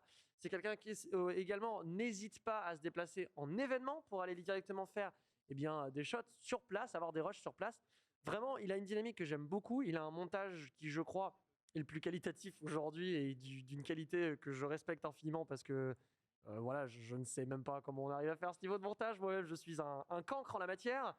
Bref, donc pour moi, c'est quelqu'un qui parle très bien de son sujet. C'est esthétique, c'est beau, c'est court, c'est dynamique, c'est pas chiant. Et Dieu sait si c'est difficile, en vérité, de ne pas rendre un sujet chiant sur YouTube. Voilà, donc pour moi, c'est ma petite pièce sur Asif. Et bah, continue mon bro. Un contenu peut-être qui manque un peu dans les jeux de combat plus traditionnels, ce genre de contenu un peu éducatif, arrêtez de vous faire douiller, arrête que lorsque Ken il fait son tatsu, d'essayer de taper parce que tu te prends un dragon. Est-ce que c'est pas un truc qui me manque ça? Non, je pense pas. Je pense que ça, il y en a même beaucoup. En français? En français? En français, ça dépend. Après, c'est. En français, je te même sur Dragon Ball Fighters, on est beaucoup à avoir fait ce genre de contenu. Tu vois? Parce qu'après, ça va dépendre des jeux. Parce qu'en français, la différence avec les États-Unis, c'est qu'on n'a pas les commus sur tous les jeux, déjà. Mais on va dire sur les 2 premières années du jeu, White Black, il a fait des vidéos, des lives, des PowerPoint sur Twitch et sur YouTube. Moi, j'ai fait des vidéos. Les top players ont fait des vidéos. Il y a du contenu, sauf que ce genre de contenu, il est bien, mais au final, il touche pas grand monde. C'est ce que j'ai remarqué avec le temps, du moins. Ici. Peut-être qu'ici, les gens veulent pas apprendre à jouer. Peut-être que les gens veulent juste se poser avec nous. Je ne sais pas. Contenu informatif Bon. qui est souvent un contenu de niche, en effet, et qui n'est pas Ouais. évident à rendre très C'est intéressant. ça. En effet, Sakazif, il a 80 persos plus à couvrir Evans dans Smash aussi, ouais, pardon. Ultimate. Evans. J'ai oublié Evans, excusez-moi, qui, sur chaque jeu sur lequel il s'est mis là depuis à peu près 2-3 ans, avait décidé de mettre en place des gros tutos. On embrasse Evans qui est maintenant à Lyon. En effet. Du coup, Azif, ce qu'on disait, en effet, il y a plus de 80 persos sur Smash Ultimate. Bon Il y a de courage, quoi faire, il y a MDR. quelques douilles à présenter, mais en tout cas, toujours accompagné d'ailleurs de top players ces vidéos. Donc, toujours un avis très éclairé et pas seulement un mec dans sa chambre. Un autre créateur de contenu, et là, on sort un peu du cadre franco-français. Alors, évidemment, il est bien de chez nous. 50-50. Mais il est installé à Londres. 50-50. 50-50, hein, vous pouvez pas passer à côté, évidemment, de ce créateur de contenu, ce diffuseur d'événements, ce créateur également d'événements. On va parler de Damascus, un nom qui est déjà revenu tout à l'heure, commentateur émérite de la scène Dragon Ball Fighters en anglais et bien plus d'ailleurs. Street Fighter 5, il a fait Rocket League aussi si on sort. Je crois qu'il fait du Rocket Il League. fait du Les Rocket French League. Baguette, je crois, ou je sais plus. Ouais. Non, avec Rocket League, la partie anglaise, ouais. La partie anglaise, ok. Il fait la partie anglaise. Je pensais qu'il avait fait du français. je sur pense qu'il fait Rocket français, League. hein, Rocket League. Oui, c'est vrai. Et du coup, cette personne absolument fantastique organise déjà toutes les semaines les Wanted, qui sont un système d'invitationnel, on va dire, avec qualifier, où après c'est une personne garde sa place, grosso modo, une sorte de King of the Hill au fur et à mesure des semaines sur plusieurs jeux. Et t'en parlais tout à l'heure, mais Yasha, c'est sa 14e victoire consécutive, ou 12 si je dis une bêtise, mais bon, 14. 12e. Et c'est 12. Kaiden qui a les records hein, pour l'instant. Autant, il a combien? Kaiden, il avait fait 20 semaines et 19 semaines. Ok.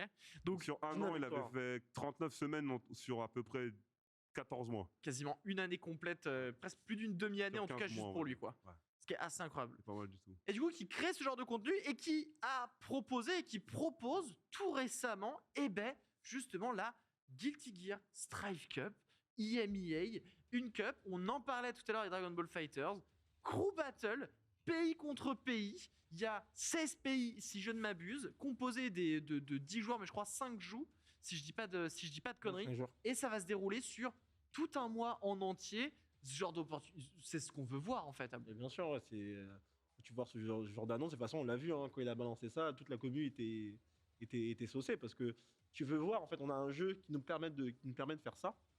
Et en fait, ça nous crée des opportunités comme celui que Damascus fait à la communauté avec la Strive Cup.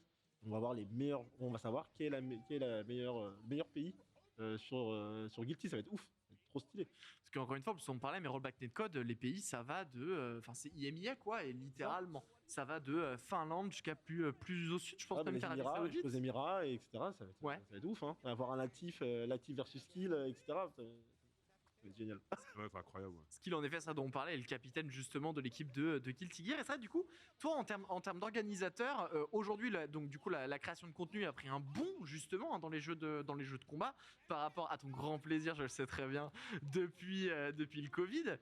Est-ce que justement vous avez plutôt tendance maintenant à vraiment bosser avec ces créateurs de contenu et essayer au maximum justement de vous appuyer sur ce qu'ils apportent désormais à la scène des jeux de combat? Non, bien sûr, de toute façon, avec Damascus, entre guillemets, on a commencé l'aventure ensemble au Cannes Winter Clash. Parce que ça a commencé comment? Avec N'est-ce pas? une histoire de kebab. Hein. C'était Sabab, tu fais quoi? Bah, vas-y, en fait, il mangeait son kebab, il dit, mais tu peux pas commenter. L'histoire a commencé un peu comme ça, et en fait, c'est une personne avec qui on travaille depuis des années, depuis on est bien en association qu'aujourd'hui en tant qu'entreprise. C'est aussi un des ambassadeurs de la commune Dragon Ball Fighters avec Tyrant. Et c'est une personne avec qui on travaille, sur lequel on s'appuie. Bah, le 12v12, comme on avait les joueurs disponibles et que nous, on ne pouvait pas forcément le faire comme ça, c'est nous qui l'avons accompagné, qui lui avons mis tout le matos, qui l'avons accompagné de A à Z pour que le 12v12 ait lieu, en fait. On a ramené toute la partie technique, c'était dans nos locaux, etc. Et c'est comme ça qu'on a réussi à mettre le 12v12. Donc on accompagne les gens comme ça qui ont des projets, qui ont envie de faire des choses. Et aussi, c'est les accompagner. On a nos contenus aussi, mais aussi, c'est d'accompagner ce genre de personnes avec qui on travaille, qui a toute notre confiance. Donc ça, c'est super cool de voir ce genre de personnes faire autant de contenu. Vous l'accompagnez pour la GG Strive Cup? Non, c'est son projet à lui. Et s'il y a une finale de GG Strive Cup, vous l'accompagnez? Peut-être. Non, mais on bosse beaucoup avec Saman, donc ça, il n'y a pas à s'inquiéter. Évidemment.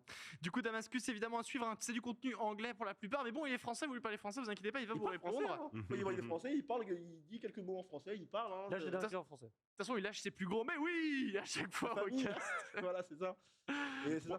J'ai 3 noms à glisser, excusez-moi, avant de passer à la partie Vas-y, fais-toi plaisir. Evo. Je peux? Vas-y. J'allais te demander justement si t'avais un nom. Mais t'inquiète. Reza, as-tu. Je te coupe l'herbe sous le pied. Mais fais donc. Pokémon. Donc, du coup, j'ai 3 noms à placer. Bon, il y en a sur le chat qui vont pas être contents. C'est pas grave, j'en ai rien à foutre de OG. Punk. Punk, je suis obligé d'en parler parce qu'aujourd'hui, en créateur de contenu FGC, c'est lui qui fait les chiffres. Aujourd'hui, Punk, Il fait les chiffres. c'est le numéro 1 en termes de contenu sur la FGC. Actuellement, il fait les chiffres. Il fait des chiffres même sur rien. En fait, ça qui est impressionnant. Il a dit, OK, j'ai envie de rejouer à des BFZ. Il a fait un money match contre un commentateur acoustique. Ça a émulé tout Twitter et YouTube FGC pendant 3 jours. Il a perdu. Il s'est rentré. Il a continué à s'entraîner. La semaine d'après, match retour, il a pris son argent. Encore une fois, 3 jours, YouTube et Twitter émulés. Mais le mec de base, c'est un génie au jeu de combat. Hein. De toute façon, tu vois bien, à tous les jeux auxquels il touche, il est fort. Marvel, il est fort. Et sachant qu'en fait, les gens avaient oublié, mais il avait dosé DB au début. La première année, il était là. Il a fait le Stunfest. Il avait fait top 8 au Stunfest. Il avait déjà battu Super Noon qui a fait les finales du championnat du monde. Il avait déjà joué au jeu, donc il ne part pas de zéro en vrai. Donc il savait très bien ce qu'il faisait. Mais je trouve que c'est très bien amené. Il n'y a pas de finale de CPT. Au lieu de se reposer, comme il dit, il rebondit sur autre chose. Donc Punk, il faut en parler, même si on l'aime ou on l'aime pas, même si il a un comportement de vieux con à chaque fois, surtout avec les Français et autres. Derrière, il y a Smug. Au final, je te coupe juste. C'est d'ailleurs son comportement qui fait que la victoire de Mr. Crimson sur lui est aussi énorme, aussi, justement. Il nous donne des opportunités pour lui chier dessus sur Twitter. C'est ça. Pas mal. La session van était légendaire. Hein. Franchement, jusqu'au bout de la nuit, éveillé jusqu'à 3h du matin pour cette session van. En dehors de Punk, je pense que c'est l'ensemble de l'équipe Panda Global qui est très très fort en communication autour de ses joueurs. Ouais. Très vrai. Si vous regardez tous les joueurs de Panda Global, vous allez voir que tous les joueurs de Panda Global, tu vois qu'ils accompagnent sur toute la partie contenu et tu vois que regardez un peu juste les listes, le roster de Panda Global, vous allez voir, ils ont tous du contenu. Très très bon. Panda Global aussi, je vais le rajouter dans la liste parce que moi j'avais que des noms. Là, en termes d'organisation, Panda Global qui fait énormément de contenu FGC autre que de la bagarre. Donc c'est vraiment pas mal. Ils prennent tous leurs joueurs. Hein. Donc il y a même Justin Wong et tout ça. Il y a Marlene Paille et tout qui viennent. Exactement. Vous pensez que c'est une organisation spécialement dédiée à des mecs qui jouent à des jeux solo. Ouais, c'est-à-dire qu'ils n'ont aucun roster avec des teams. Avec des teams d'un jeu type League of Legends, etc. C'est vraiment que des gens en VR. Tu vois, ils ont même des joueuses d'échecs chez eux. Ils avaient des c'est que des jeux individuels. C'est ça. Donc il y a Panda, Punk. Derrière, que je regarde beaucoup, pour le coup, j'ai Smug. Ouais, du coup. Donc, Smug, que je regarde énormément depuis à peu près 4 ans. C'est le seul créateur de contenu de Street Fighter que je suis, je pense. Smug est le dernier que je vais donner. Donc Smug, moi j'aime beaucoup le contenu qu'il fait, super simple, super marrant. Il avait une gimmick qui venait en début de vidéo YouTube, c'est la meilleure du monde. Il lisait les messages de hate en ranked. Donc il lisait ça, il répondait aux mecs et tout. Bref, archi drôle, très bon niveau sur le jeu. Il sait de quoi il parle. Il tourne des fois Street 5, Street 3, du rétro. C'est vraiment pas mal. Et le dernier, Voldemort, du coup, le Chair God. Non, quoi? Ah oui, le Chair God. Moi, je regarde le Chair God. Ok. Je consomme très peu de Twitch, YouTube. Mais le matin, trop drôle. Je me lève des heures normales, on va dire, et le Chair God, il stream la nuit, en fait. Donc nous, quand on se lève avec les collègues du Discord, Wayne, tout ça, le Tiergod stream encore. Et souvent, je vais sur son stream le matin parce que je rigole. C'est-à-dire, je peux laisser son stream en fond, répondre aux mails, préparer des trucs et ça, et ça me fait rire et il y a de la diversité, tout ce qui va avec.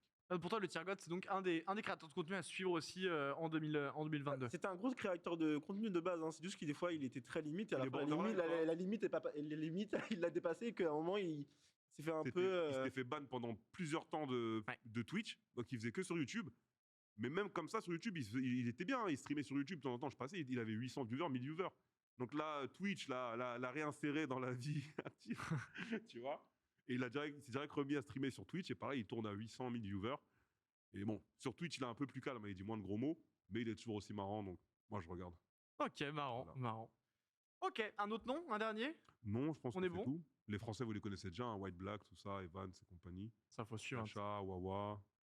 On aura bien les occasions aussi de Moi, je sais les. qu'il y a eu Rick, hein. Rick du Combo Breaker qui est devenu le boss de, Ouais, The Hadou, ouais. de l'Evo. Bah, écoute, ça tombe très bien Ça, c'est parce news que d'après, ouais. on en parle maintenant. Les événements qui sont importants et à suivre en 2022. Et enfin, l'annonce est tombée. Ça sera du 5 au 8 août 2022. L'Evo. Pourquoi c'est à suivre l'Evo Les Evo, c'est à suivre parce qu'aujourd'hui, on a vu tout le drama qu'il y a eu pendant l'ère Covid autour de Monsieur Cullard. Et de l'autre côté, on a eu le rachat de RTS de l'Evo, qui fait en sorte que l'Evo rentre dans le groupe de PlayStation. Et de l'autre côté, on a eu une annonce il n'y a pas très longtemps que de Rick, qui est le boss du Combo Breaker, sûrement le meilleur événement aux États-Unis, et il a pris la direction de l'organisation de l'Evo, donc Oui. en tant que directeur général, qui est une bonne strat. En fait, la mauvaise pub que l'Evo a eue pendant cette période-là, qui était très compliquée, où les gens se disaient, bah, il va se passer quoi avec l'Evo? Est-ce que l'Evo va continuer? Est-ce que l'Evo va rester? Il y a le premier move avec PlayStation qui fait en sorte que se dire, bah, ok, bon, maintenant on a PlayStation derrière, donc des trucs un peu bizarres, je pense, c'est rare, on risque de plus en avoir, parce que derrière ça va être structuré, etc. Que l'Evo va sûrement être périn, parce que derrière, tu as une grosse entité qui est là et qui va pouvoir soutenir et prendre des risques financiers, hein, sur un événement comme l'Evo. Ouais. Ça, c'est un truc qu'on parle pas. Et de 3, ils prennent sûrement la meilleure personne en termes d'organisateur de tournois aux États-Unis, qui est Eric, et en deuxième J. Bailey. Et c'est lui qui devient le directeur général de l'Evo. Donc, Ouais. quand il y a eu cette annonce, toute la communauté était heureuse parce que c'est quelqu'un d'influent, qui a de bonnes connaissances, qui fait sûrement les meilleurs événements de Versus aux États-Unis. Et c'est lui qui reprend le lead. Donc, ça a été que de la bienveillance. Et ça a relancé. C'est un homme du peuple. Ça a relancé toute la hype autour de l'Evo. Parce que les gens, la phrase que les gens disaient à ce moment-là quand il a été annoncé, c'est l'Evo, il est entre bonnes mains. Et ça change tout. Alors que il y avait toujours un peu ce brouhaha derrière, quoi. Et ce qui avait été le cas même avant les scandales, au final, que l'Evo, c'était beaucoup justement ce côté, on va dire, industrie, tu vois. C'est ça, tu vois, c'est genre. C'était pas le meilleur tournoi, c'était le plus gros tournoi, mais c'était pas forcément celui-là où tu t'amusais le plus. Ça. Et là, d'avoir quelqu'un qui a cette passion aussi du jeu de combat, etc., et qui, en termes d'organisation, a toujours fait pour que la commune soit le centre le plus à l'aise, ça va être très intéressant de voir ce qu'ils vont mettre en place, en tout cas sur les autres années. Bon, on verra derrière, est-ce que le fait qu'il y ait PlayStation ne va pas faire en sorte qu'il y ait des guerres entre les éditeurs? Ça, on ne le sait pas. Mais non, on sait quand même un petit peu, bon. Il risque d'en avoir. Sur le court terme, je ne pense pas, sur le long terme possible. Mais que ouais, ça va être intéressant de voir un peu ce que l'Evo va mettre en place entre l'annonce PlayStation et en plus la direction prise par Rick. Risque d'annulation selon toi? Eux-mêmes, ils l'annoncent parce qu'il faut l'annoncer. Comme il ne faut pas disparaître. Mais aujourd'hui, on ne sait pas ce qui va se passer. Bon, on espère tous qu'on sera tous ensemble à l'Evo. Ah, ça oui. Et que de l'autre côté, qu'il n'y a pas d'annulation. Mais aujourd'hui, on ne peut pas le savoir. Selon toi, ça va complètement changer l'Evo maintenant? Ça va être une complète Je pense que la première année, non. Je pense qu'au début, quand tu vois les trucs, tu ne peux pas tout changer d'un coup. Donc de toute façon, d'une manière ou d'une autre, ils vont faire en sorte d'avoir la confiance de la communauté, parce qu'il ne faut pas oublier, hein, les joueurs, même si derrière c'est une entreprise, t'as toujours une appréhension quand tu as du changement. Donc les gens vont voir, vont regarder comment ça se passe. Donc je pense que les gens qui étaient là avant auront toujours un contrôle sur l'Evo et sur comment l'Evo va être fait pour la communauté, etc. Et après, qu'il y ait des petits changements qu'on va voir, bah, c'est sûr. C'est sûr, il y aura peut-être plus de budget, peut-être faire en sorte qu'on envie de rester dans l'événement de A à Z et pas forcément être là pour être là parce que c'est le plus gros tournoi de Versus. Mais il y a des choses qui vont changer. Mais ça, on le verra sur le long terme. Parce que c'est des boîtes là, comme PlayStation, c'est des boîtes qui ont des stratégies sur le long terme et pas sur le court terme, quoi. Oui, d'accord.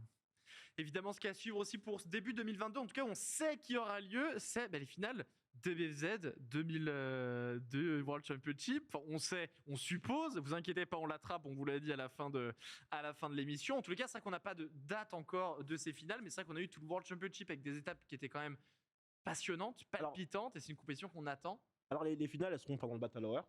Le Battle Hour, qui est l'événement lié à la licence Dragon Ball, qui est la semaine du 18 au 20 février 2022. Donc, on a une date, en fait. Et ouais, donc on a une date. Et à ce moment-là, bah, moi, je laisse juste les gens suivre les réseaux sociaux pour tout le reste. Pour suivre les annonces de la compétition. Vous avez entendu, fin février, vous inquiétez pas, on va suivre ça de très très très près. À suivre, messieurs, dames.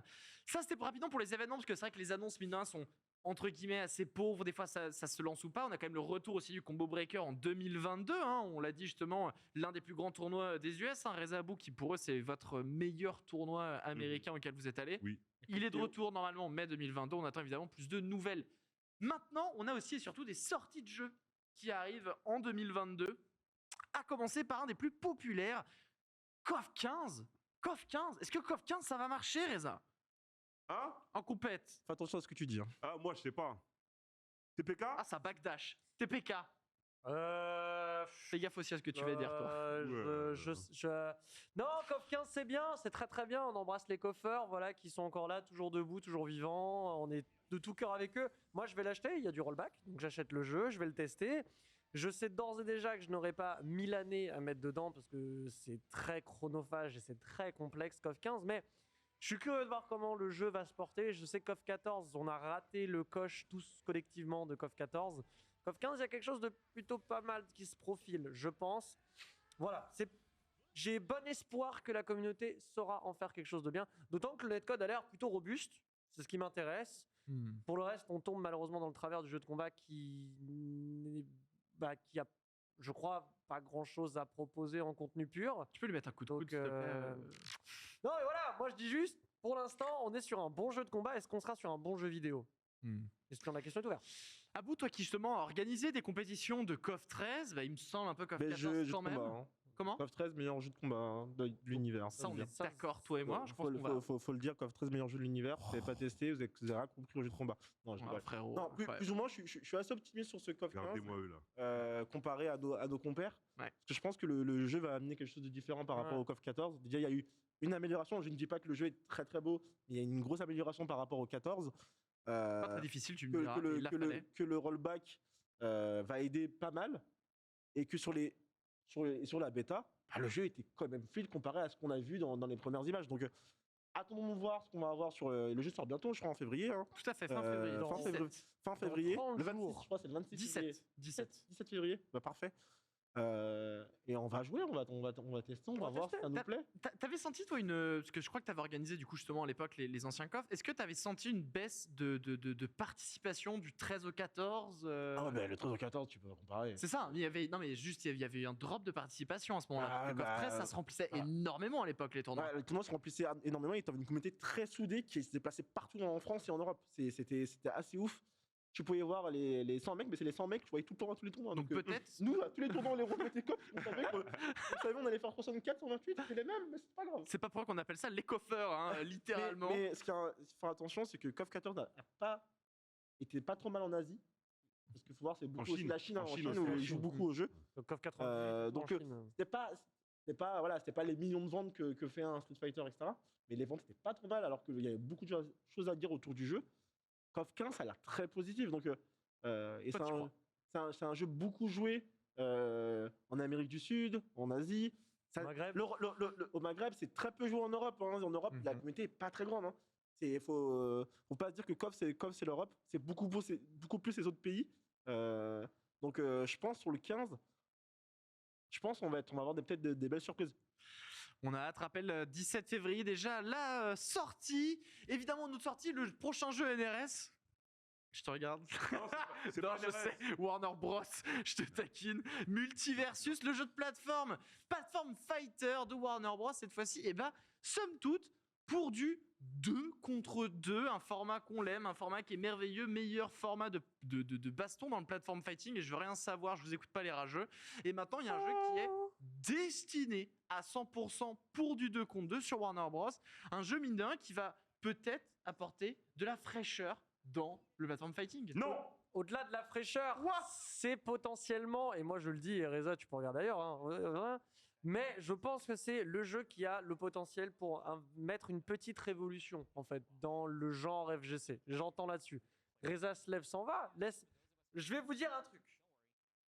Quand il y a un jeu qui sort et qui dit « je suis free-to-play », quand il y a un jeu qui sort et qui dit « tu ne vas pas jouer tout seul, tu vas jouer avec un pote à toi », c'est-à-dire qui apporte l'aspect social au jeu de combat qui a toujours manqué. Moi, la première chose que j'entends quand on me dit « est-ce que tu joues à des jeux de combat ?» on me dit « non, j'ai peur d'être derrière ma manette ». Là, t'es avec un pote. 2v2, forme officielle, 2v2, t'es avec un pote. Jeu en équipe sur un jeu de combat. À part la Street Fighter League et Damascus avec son circuit IMIA, citez-moi un jeu qui fait ça. Il n'y en a pas. Donc, free-to-play, je le disais. Crossplay, a priori, on y travaille. Et surtout, on est enfin sur un jeu moderne. Ils ont parlé de Battle Pass, ils ont parlé de faire évoluer des personnages, ils ont parlé de modèles économiques plutôt intéressants, de gestion sociale avec un système de dojo à la Street Fighter V. Le dojo, c'est plutôt stylé. Mais moi, j'ai l'impression qu'avec ce dojo, on va pas jusqu'au bout, en fait, du principe. Littéralement. Et donc, bah, là, il y a plein de trucs qui me font dire, en plus avec la licence Warner, hein, donc c'est-à-dire Batman, Arya Stark et tout le bordel, t'as ce cocktail qui, moi, me fait dire, bah voilà, là, on a un jeu qui, sur le propos, peut bouger pas mal de lignes. Moi, c'est ce que j'apprécie. Après, d'un point de vue gameplay, j'en sais rien. J'ai juste que sur le papier, il peut quand même pas mal bouger les lignes. C'est ce qui m'intéresse. Surtout sur des licences très fortes. Ouais, on ne parle pas d'un jeu qui que j'en connaisse pas, c'est des licences très très fortes qui vont nous mettre dessus. Donc il faudra voir tous les personnages qui vont nous mettre. Je sais pas si c'est tout le roster. Non, il y en a quelques d'autres. Voilà, tu vois les persos qui sont déjà là-dedans, tu dis wow, quand même là, c'est sur le marché américain. Faut pas oublier hein, ces licences, elles ont un impact Et qui va être très fort. Et aujourd'hui, on parle pas de Brawlhalla parce que Brawlhalla, c'est pas une licence qui vend. Aujourd'hui, citez-moi un personnage de Brawlhalla, on va te citer John Cena et Tomb Raider parce que c'est un Rayman. personnage DLC, tu vois. Ouais, personnage DLC. Non, mais Tu vas me citer Multiversus, bien sûr, il y a Batman. bah, après, Et c'est le même jeu, hein. Mais c'est différent, je pense, ce Brawlhalla. Je pense que le jeu se vend bien, c'est juste que nous, on n'a pas cette vision-là. Bien Parce que c'est du free-to-play, parce que c'est des persos DLC, Voilà. etc., etc. Là, ils partent sur le même format en multiverse. Et je pense que ça va être le format lié au jeu de combat. Après, quand tu vois un Brawlhalla ou un Street Fighter, c'est pas fait de la même manière, c'est pas fait avec le même système. Non. Je pense qu'un personnage fait sur Brawlhalla doit coûter beaucoup moins cher qu'un faire un perso sur un Street Fighter ou sur un C'est vrai Tekken. qu'il C'est ça aussi que les gens ne. Mais le free-to-play, clairement, c'est l'avenir du jeu de combat. De toute façon, je ne vois pas un jeu de combat aujourd'hui payant, surtout quand tu vois les Game Pass et tout ce qui arrive. C'est très compliqué aujourd'hui de faire payer un jeu et le faire tenir sur la durée. faut craquer ton PEL pour acheter ton prochain jeu. Aujourd'hui, t'as des jeux, bah, ils sortent des. Grand Blue Fantasy Versus, 120 balles. Bah, Ouais, bah, le pire, c'est Dead or Alive. Dead or Alive, où je pense que tu devais sortir des centaines d'euros. C'était optionnel. C'était. C'était pas pour le c'est jeu. des cosmétiques, mais. Ouais, c'est Mais, du cosmétique optionnel. Mais justement, un autre jeu qui va sortir aussi en 2022 et pour lequel on risque de craquer notre PEL pour pouvoir l'acheter, mais on n'est pas sûr, ça va être DNF Duel, Dojo and Fighter Duel de Arc System. Donc on va pas en parler parce qu'on aura l'occasion d'en reparler dans de futures émissions versus. De toute façon, on n'a pas forcément de date, mais c'est de l'Arc System Works évidemment, et de l'anime Fighter, très particulier. On fait des tests, côté Arc 6, on y reviendra évidemment, mais ça sort en 2022, un jeu qui sort tout très vite, très bientôt, à savoir dans 1h30, c'est Windjammers 2. Yeah, et ça, par contre, ça, c'est un bon jeu. Ça, c'est un bon jeu. Là, on parle. Windjammers 2, messieurs, dames, on y revient dès la semaine prochaine, en fait. Parce que la semaine prochaine, jouer, du en coup, plateau, on va jouer à Windjammers Let's 2. On go. va pouvoir tester et jouer, du coup, Un à jeu cette français, sortie. Dotemu. Le français. Dotemu. Dotemu. C'est la France. Sur la le France, Game Pass bien Day sûr. One. Oh là là. Sur le Game Pass. Évidemment. Street of Rage, Windjammer et le Tortue Ninja qui arrive bientôt. Ouais. Ouais, Ça, c'est d'accord. lui. On va se mettre bien, messieurs, dames. Du coup, Windjammers 2, on va le tester directement la semaine prochaine et on pourra en parler. On essaiera d'avoir un invité justement compétiteur et on essaiera de vous faire découvrir plus en détail la scène justement de Windjammers 2. Et c'est là où justement, Abou, on va pas tarder à clôturer l'émission. Mais là, c'est ta dernière chance. C'est ta dernière chance. On n'a pas d'infos sur Street Fighter 6. On n'a pas d'infos sur Tekken 8. On n'a pas d'infos sur Project L. On sait que tu es dans les petits papiers de tout le monde. 2022 ou 2023 ? Dis-nous. 2022 va être génial. 2022 va être rempli d'événements avec toutes les assos, organisateurs, Evo, Combo Breaker. Il en fume, là. Il en fume, hein, il en fume, il essaye de nous avoir. Hein. Et tous les tournois qui vont arriver, Il met des zigzags, là. l'avenant de Street Fighter 6, Vous plein inquiétez pas. d'événements. L'amour triomphe à la fin. L'amour triomphe et plein d'événements seront mis en cette année 2022. Et il faut oublier aussi Smash GG qui est, je sais pas si on en a parlé, mais qui est chez Xbox aussi. C'est racheté par Ça, Microsoft. Il a complètement, il a réussi à carrément changer de sujet ouais. sur un sujet qui est sorti il y a déjà des mois, des Incroyable. années en arrière, Très bien genre en joué, mode hein. poudre aux yeux. Bien Ouais. vu, bien tenté. Vous inquiétez pas, on le chope druide. dès la fin de l'émission pour en apprendre un peu plus. Mais en effet, on peut pas en parler malheureusement. Enfin, on ne sait pas en fait tout ce qui est les Street Fighter 6, Tekken 8. Project L, on en parlait vite fait à l'émission d'ouverture, hein, mais ça sera pas plutôt 2020, pas au plus tôt, pardon, 2023 et encore. Street 6, on ne sait pas. On attend très certainement des news février-mars lors de cette Capcom Cup, justement habituelle. Tu parlais de ces dates un peu charnières, peut-être des infos à ce moment-là. Tekken 8, quand Arada arrêtera de faire des interviews, peut-être, ou de Dans se son battre bar. avec des gens sur Twitter, peut-être il nous donnera des informations. Mais Tekken 8, évidemment, on sent qu'il se pointe. Ce sont les nouvelles L. générations de combat. Elles arrivent. Project L aussi, on sait pas, sûrement des bêtas. Tout à fait. Project L, potentiellement des bêtas. Moi, je sais. Moi, je parie des bêtas Moi, je sais. 2022. Bien sûr. Toi, tu sais, toi De quoi? Comment ça, toi, tu sais? Non, je parlais Ah, d'autre celui qui chose. connaît. Vous Non, je voyez parlais d'autre chose. Lui, on va le choper aussi Mais à la fin, vous d'ailleurs, il y inquiétez a pas. un leak là, j'ai un leak. Ah. Ce sera vraiment, non, c'est un leak. Ce sera le leak d'un teasing. Mois de juin. On peut finir l'émission, je t'en prie, Foster. Messieurs, dames, sur ce mot de la fin, bien évidemment, mois de juin pour en apprendre Vrai leak, peut-être plus Vrai leak. sur Project L. Juin. Écoutez, juin, Restez en France. il nous reste encore quelques mois à attendre parce que malheureusement, on est en janvier. Au moins, on sera en été, ça fera du bien. Mais Reza, je te remercie énormément Merci, d'avoir Foster. été présent ici lors de cette émission. TPK, merci d'avoir été là également. Merci Abou, beaucoup. merci d'avoir Merci. accepté l'invitation. Pas de rien, avec plaisir. Merci d'avoir été là en plateau. Au plaisir de te recroiser de toute façon et de suivre surtout tes prochains événements. Il a parlé, 2022, ça va être fantastique. Merci à vous tous évidemment d'avoir suivi cette émission de Versus. On se retrouve dès la semaine prochaine, même heure, mercredi 20h30 pour parler toujours plus de jeux de baston. Merci à vous et on se retrouve la semaine prochaine. Bah.